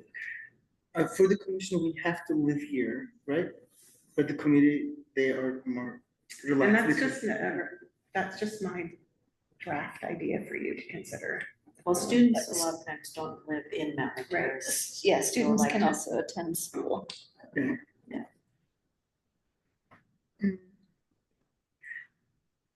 This is just a personal thing. I'm not going to argue over it, but I don't like the worship in Mountlake Terrace part. We have a lot of houses of worship around. I don't feel like they're in any way connected to the city. Like, for example, the Romanian church in my neighborhood, they're never connected to anything. So I don't like that worship part. So I do like it because we have, we celebrated Ramadan and there's a really impactful church community. There are very impactful church communities that are doing outreach and making connections within our city. So there are, so you know. Yes, I know from there. And the Catholic Church, St. Pius, Yeah. they also have people who live outside of Mountlake Terrace, but they attend school and donate and work within our community. When we were doing the nonprofit part of the Chamber of Commerce, St. Pius was sharing all of the projects and work that they do in Terrace. And they have people who attend church and contribute to that work that don't live here, that don't live here. One of my Girl Scouts went there and they've left, but they've moved a couple times, but they still attend the church and still participate. I think one of the other reasons I was thinking about it is a lot of our places of worship are very culturally diverse. And so it's just another way to try to reach people that we're having trouble. No strong feelings. Maybe the church in your community needs to be involved more, I and then know, they would get involved and stay in Stop Terrace. speaking and then getting involved. I know a lot of people that have who live quite a ways out on the terrace that are part of one of the churches here. And the reason they're not living in Mountlake Terrace is because they weren't able to find housing that they could either afford or just Housing. Period. Yeah. for a long period of time. But because they aren't able to live in Mountlake Terrace, they're a lot more active in being a part of the community through their church, just because they're not able to actually be a part of that community physically. Yeah, there was a chunk of time when there was like one house a month for sale. Also, Here. I feel like if you're in a church and you're not like contributing to the community, you're not gonna apply for a position. Well, see, this is how you talk back. All these years.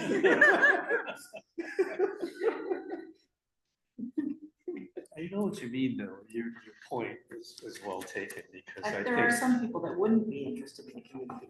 You're not wrong about that, but. well, there's a difference. At school, you're committed to that school, Yes. right? You're there, but with a church, You can decide tomorrow that you're gonna attend somewhere else. Because the idea is, that's the place we were able to find to buy and build a house of worship. But who cares? That's the only place that we found, and we don't care about the Yeah. surroundings. And also, another concern, they might have other interests going on with involvement, but Well, it'll all be, I mean, you'll get to meet people and yeah, decide. but that's fine.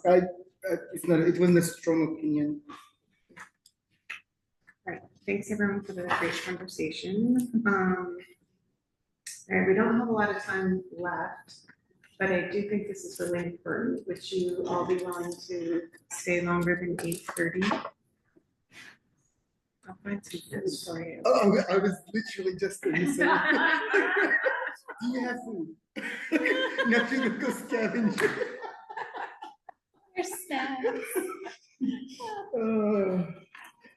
I don't even care about my reputation anymore. Like, that actually is freeing. Like, being shamed, like, being a shameless pig. It's freeing. It is okay, Carol.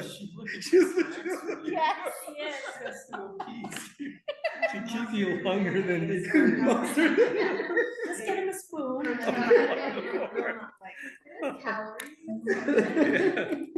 I'm pretty sure I can find candy and finance. I'll just give you my free water. All right, can we go for at least half an hour? Yes. Okay. Okay, so the reason this is important to get through is because we're scheduled to meet with council on September 11th. And were you all able to see the plan that I sent you the link to? I didn't look at it. Okay. Sorry. So, if you haven't had a chance to review it, I highly encourage you to take a look at it this week if you can, because I have to submit my materials to city council next week. But I'll just walk you through. One, consider the title. I was trying to find something that was not just the diversity, equity, and inclusion strategic plan. So if you have other thoughts, I welcome them.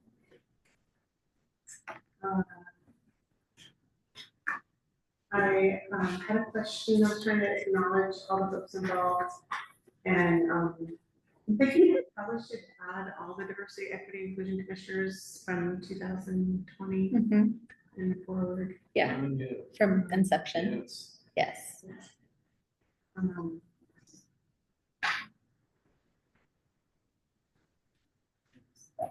That's funny. Oh, goodness. Oh. I knew we had snacks somewhere. Where are them? We don't tell. That's what they're doing. Yeah, take the good ones. Okay, so just, purpose, talking about, the commission formation, that you needed a strategic plan.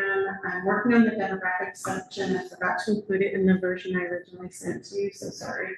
But I'm actually working on a really cool chart that will show how our demographics have changed since incorporation using the census data. Oh, very cool. So it's been hard to find all of the data, but I'm close to finishing that.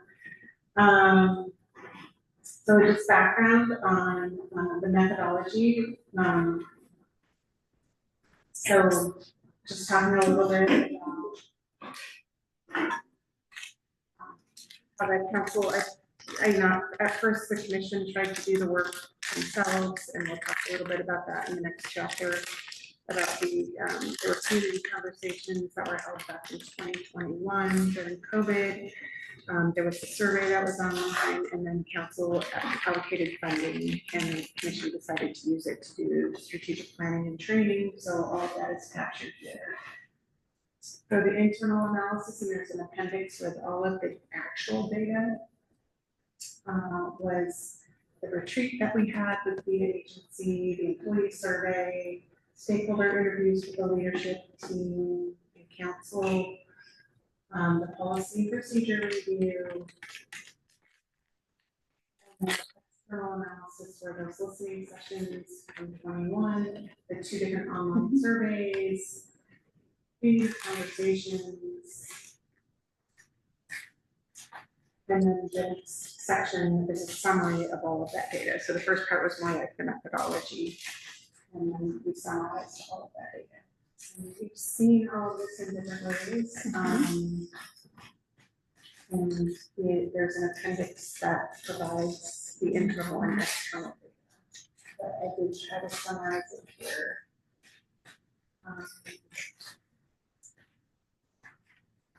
So I did talk a little bit too about the training, only because as a result of that, it produced more ideas from staff, and also, you know, as part of our action plan, right, is to, for all of us to be understanding of the issues related to diversity, equity, inclusion. So there were a whole slew of proposals that came into training that are summarized here. And so after all the findings, which are all summarized in many. I recognize some of the charts.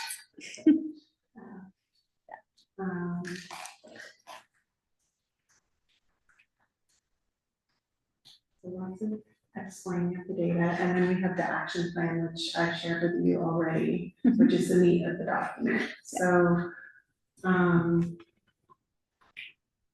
think I'm happy to take edits on anything, but I think if you have a little bit of time and not a lot of time, the action plan is the most important section to focus on. And this is I'm gonna call this a 2-year plan. I'll make it more clear in the title, like 2024 through 27 or so. So most of these actions should at least start in the next 2 years. And so the status and the performance measures will kind of talk about when something will be doing. So I have asked staff to provide input on this, and I have a meeting with the staff committee on Thursday, so I'll get more comments. And when do you have to submit again? I have to submit this by the end of next week to city council. Okay. The purchasing policy part is kind of shaky. What's that? The whole, say goals to increase the percentage of dollars contracted with small businesses. Mhm. It might open us, to like. There's state laws about that as well. We can't have a quota, but we can encourage. And actually, state contracts do have a percentage requirement. Yeah, like for example, Port also used to claim, I mean, they're still doing it, but this is the percentage, we highly encourage it, but then they evaluate the contractors based on that, but I think this is against the federal law. Yeah, I understand. We can, well, Yeah, anyway. I'm not committing to like, we must do, but we will evaluate with our attorneys and financial experts on what we can do. And federal laws are changing, yes.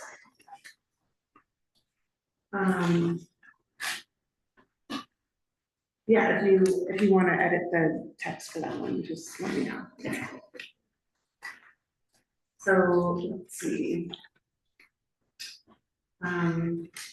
Lots of pages of actions, and you can go through those again if you want, but, so the summary really is just highlighting that as part of your annual update to city council, we can do, like a status update on the action plan, and that we will continue doing community outreach to measure, because, I mean, we didn't reach all of the community, I think that's why I wanted to create this, like, as a shorter action plan, like, we know this isn't everything. It's not a comprehensive list. Yeah, It's a and starting point. It's a tough, I mean, like, and this is long range work, Yeah. this isn't short range work. So, that's that, and I'm happy to focus on any particular section if people wanted to dive into something here tonight. Take a little time.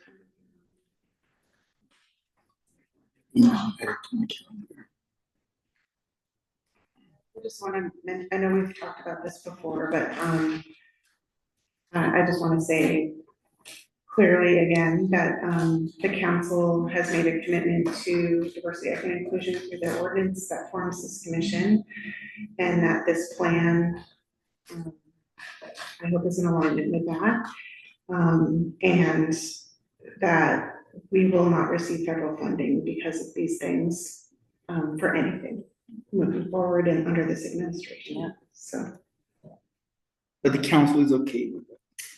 yes. As far as I am aware, the majority of the council is okay with that. Surprised.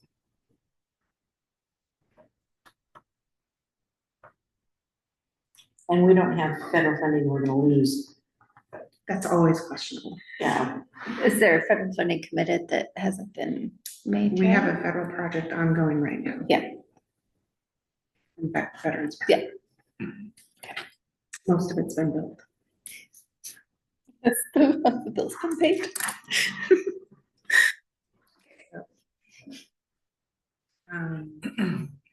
Yeah, all right.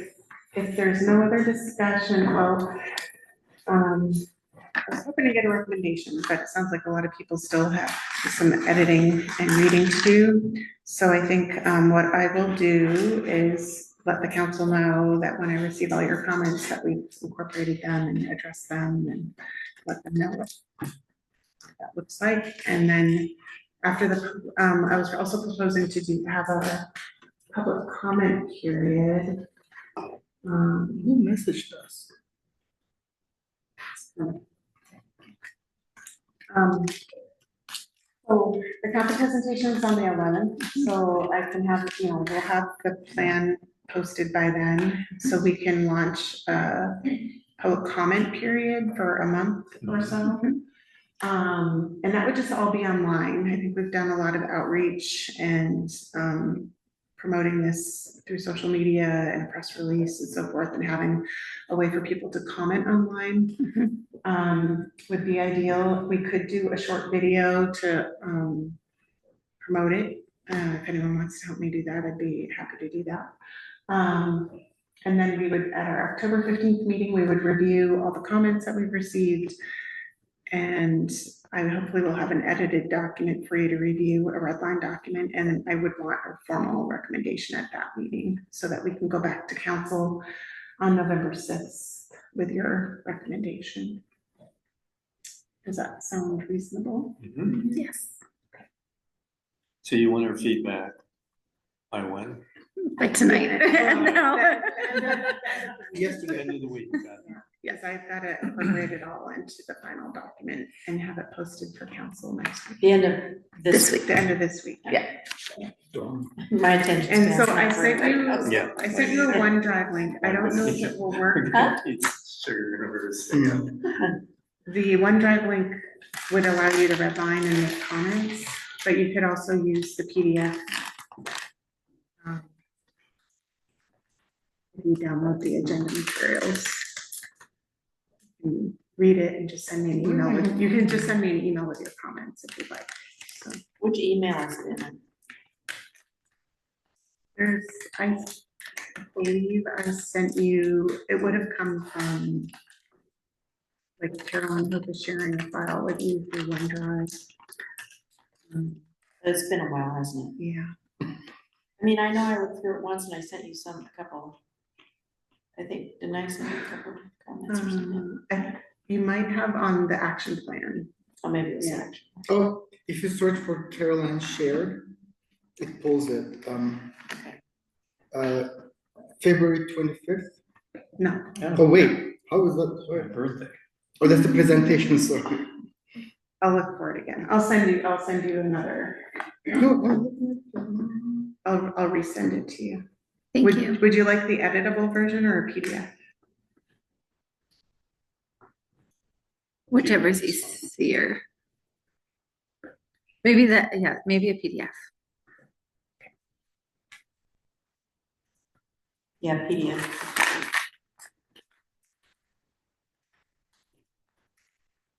Okay, and then one last thing for me here.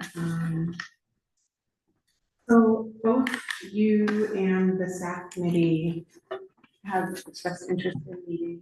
And I think after the adoption of this plan, it would be great to meet with the staff committee and kind of talk, I mean, it might be a good chance to do some more like team building and bonding, hear what each other's been working on, and then talk about the work plans for each of us moving forward based on the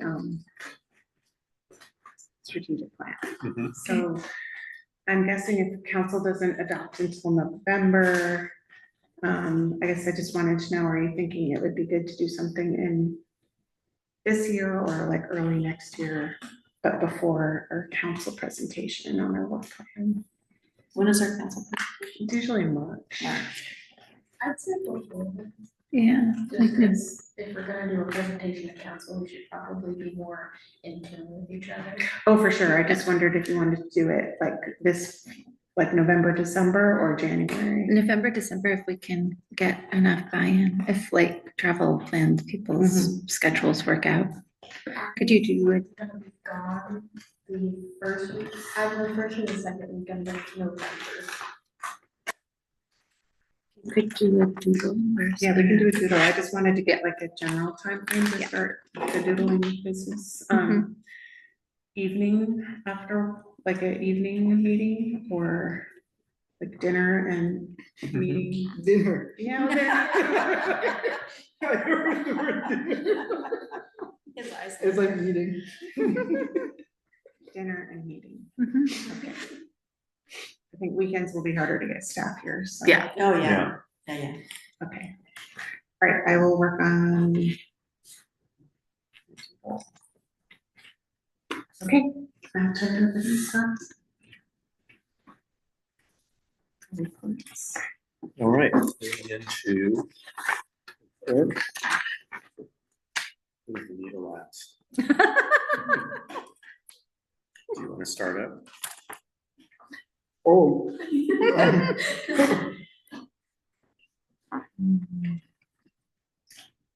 No? Okay, I'll start. Okay. All right. Well, I walked the parade. And I was surprised that it was so well attended. I don't know if there were as many people there, but there were more people than I thought there would be.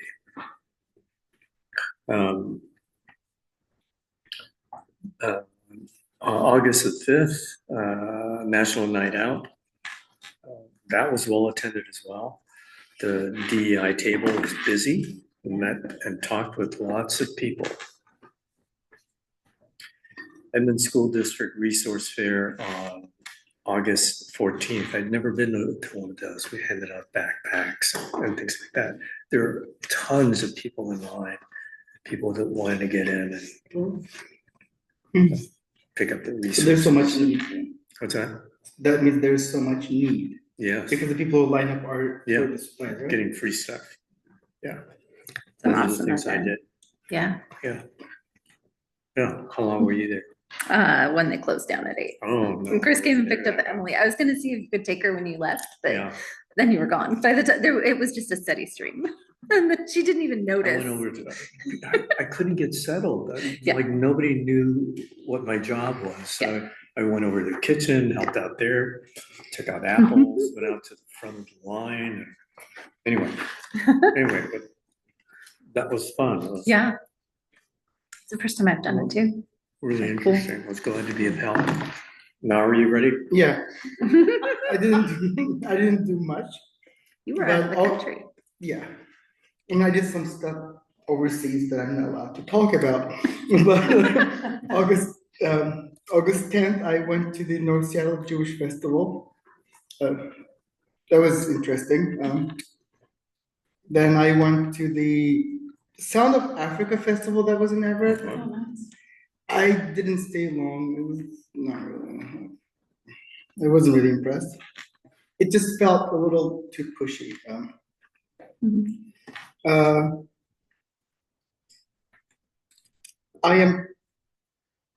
This weekend on Saturday, the Kazakh community of Washington State is hosting a picnic just a community building picnic, but we're doing it in Redmond. I'm one of the organizers and I'm gonna play and sing. And then that same evening, Turkish community is hosting another picnic where I will play and sing. That's their Independence Day. And on Sunday, Uzbek community in Washington is celebrating their Independence Day where I will play and sing. Nice. So this weekend is going to be exhausting. That's awesome. See, I told you I can sing in different languages. Yes, I never doubted that. I speak. Commissioner Peterson. I was not able to do much just because we have been moving. It's been very stressful. Predicament, but I did walk the parade Yes. and that was very enjoyable. My brother was so happy. Oh. Everything was amazing. Everyone seemed so nice and just happy to be there. My only complaint was that the pirate cannons were too loud. I could hear it in my house like 5 or 6 miles away.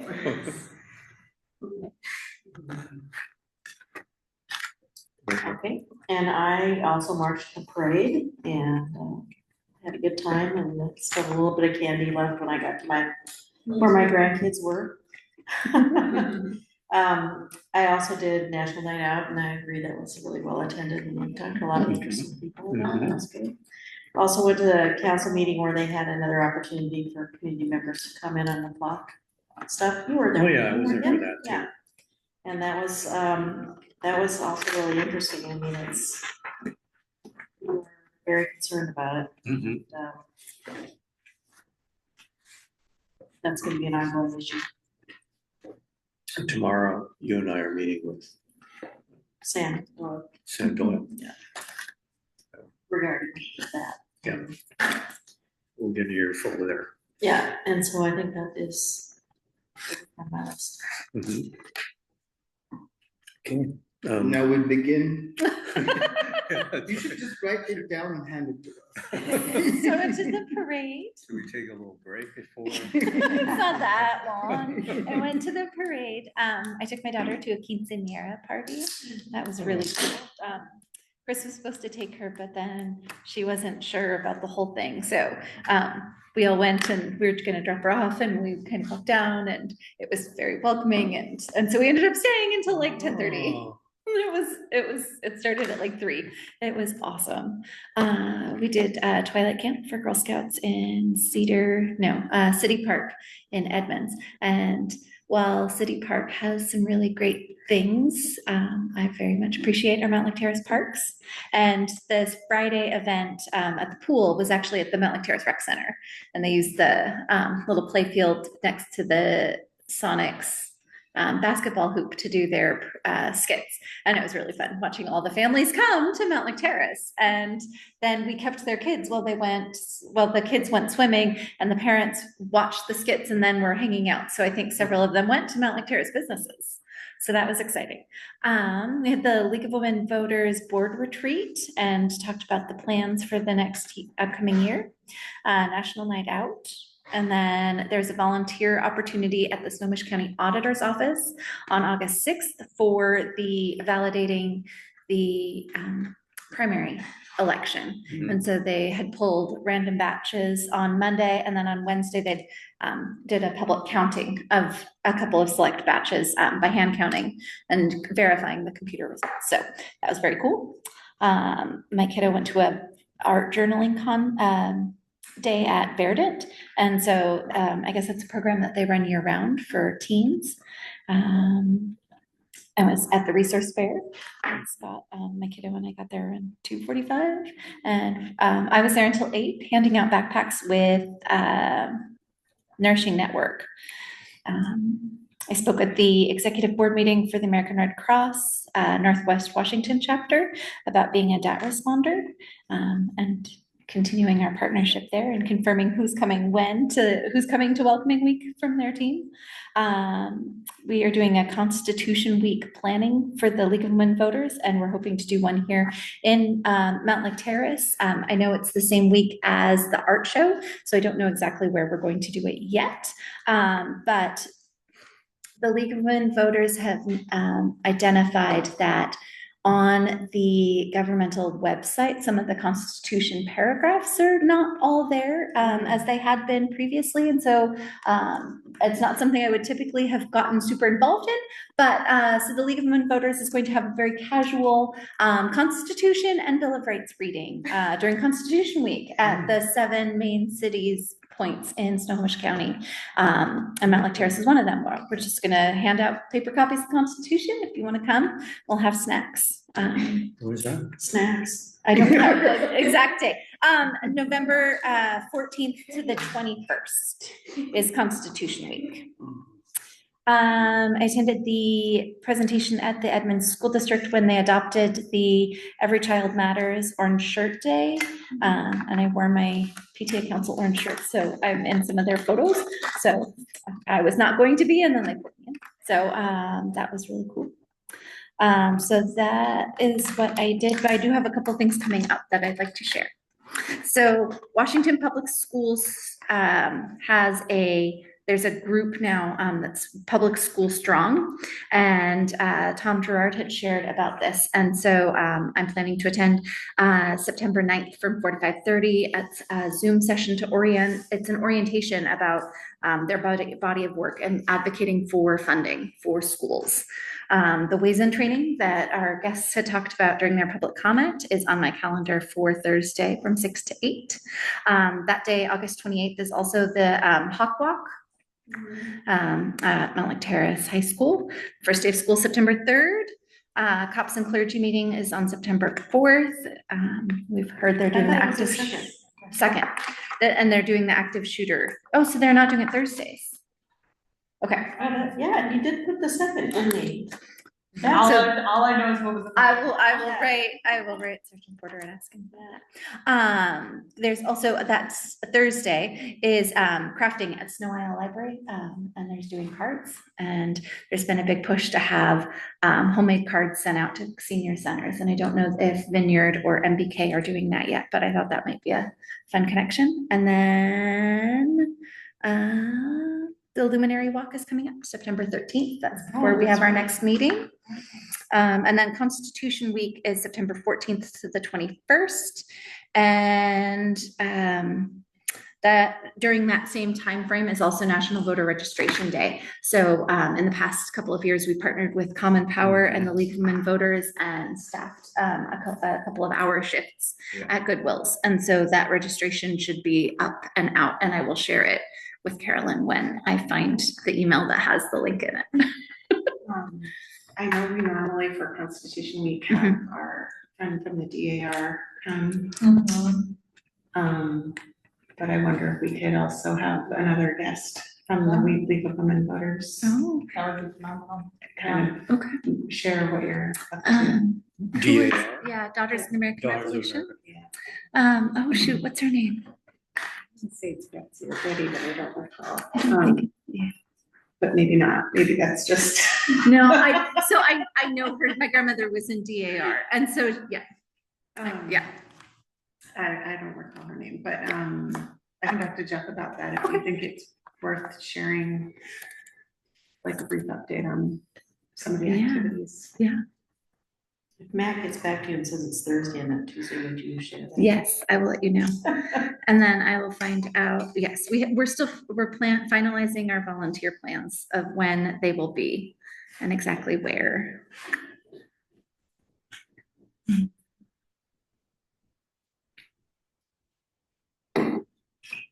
I did learn a lot about American and cultural practices around the birth of children. You know, my daughter. Yes. Yeah. I'm still a good boy all the way around. I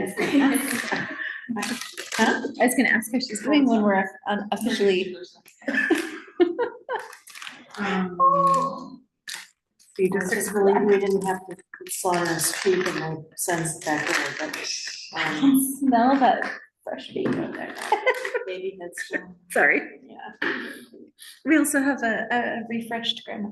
Yes. Did I'm not- not very refreshed right now. My attention span's so bad after the last 2 weeks. So hopefully I can get through the strategic plan. Right, do you have a staff report? Yeah, just a couple things. So actually, staff have been working on food drive for the Concern for Neighbors Food Bank, and And I tomorrow. was there when Andrew delivered it on Monday. Oh, that was just part of it. I know, but That was just his bananas. Yeah. I mean, he had a truckload of bananas that he brought. And Mm-hmm. so tomorrow's the last day, and we're having as part of it, we're doing basketball hoop. What do you call it? Free throw competition. And the food is due by 8 p.m. tomorrow night. And I know there's some departments that are holding out until the last day because we're very competitive. Oh. But right now, there's about 2,000 items. Oh my gosh. Wow. Yeah. And then on September 11th, I have like an invite in your calendar, just if you want to come to the council meeting to hear the DEI presentation, or if anyone wants to help present it with the chairman, vice chair, you're welcome to do that, and we can work on that the week before. Oh, no. Is that when you're gonna come? 9/4, right? It's September 11th? Oh, the 11th? You're gonna be there. No, I'll be gone next week. What's the next week? Yeah. Well, there's a date, 2 different weeks, right? The proclamations are this coming Thursday, the 4th, or not, I mean, not tomorrow, The but proclamations are the 4th, Yeah. and then the DEI strategic plan is on the 11th. That's right. So if anyone wants to Okay, so participate in that, I can work with you all on slides. Okay. Maybe I Yeah. can do that, I yeah. can do that. Isn't there part 2 on the 25th? no, it's in I November. moved it to November. Oh, okay. So, I don't think I can do either. I had all these open Thursdays since I booked first aid classes. The presentation of Thursday was that what we presented last year. Is it something like that? Yeah, but it's this year. Yeah, I'm not doing it because that was a horrible experience. What? They just pushed up to the end. I was starving, and then they said, Oh, that's it right. was just about our time. They said, let's take a break. I was about to throw the table. Yeah, I know. Yeah, because that was during fasting. Yeah. I was to lose my- So on the same night, on the 11th, I know you were involved in the tree ordinance and worked with Laura Reed when she was here. The draft urban forestry management plan will be presented on the 11th. If you're interested in that. On September 6th is the WAG Fest, so I put the cards out. Yeah. We mentioned the Luminary Walk. There's also a park cleanup on September 13th. Is that National Day of Service? Yes. And then on September 17th, there's a blood drive here at City Hall. And the night before welcoming week is the reception for Arts of the Terrace here at City Hall at 6 p.m.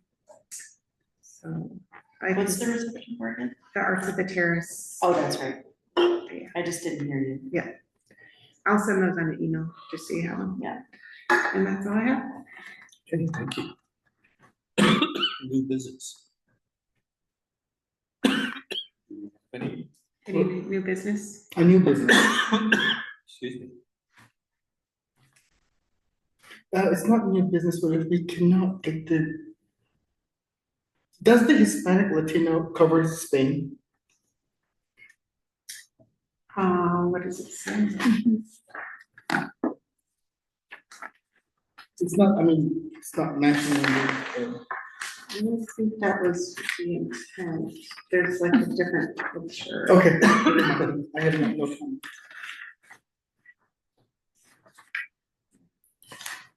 What did you ask? Oh, if we cannot get the school principal or teacher for the proclamation. I don't know if you guys remember Maria. She comes for the weed pulling volunteer thing. She's a neighbor of mine, and she's from Barcelona. Like I was gonna suggest it an option because, but then yeah, it became a point. Alrighty. All right, we are going to adjourn. Thank you very much. Thank you for the snacks. Thanks for hanging in there. As you can say, there's some damage. And I apologize, I forgot to put the speaker on our agenda. So that was totally my fault. Feels like we need to rotate like. Thank you. So that there's. Yeah, It might have multiple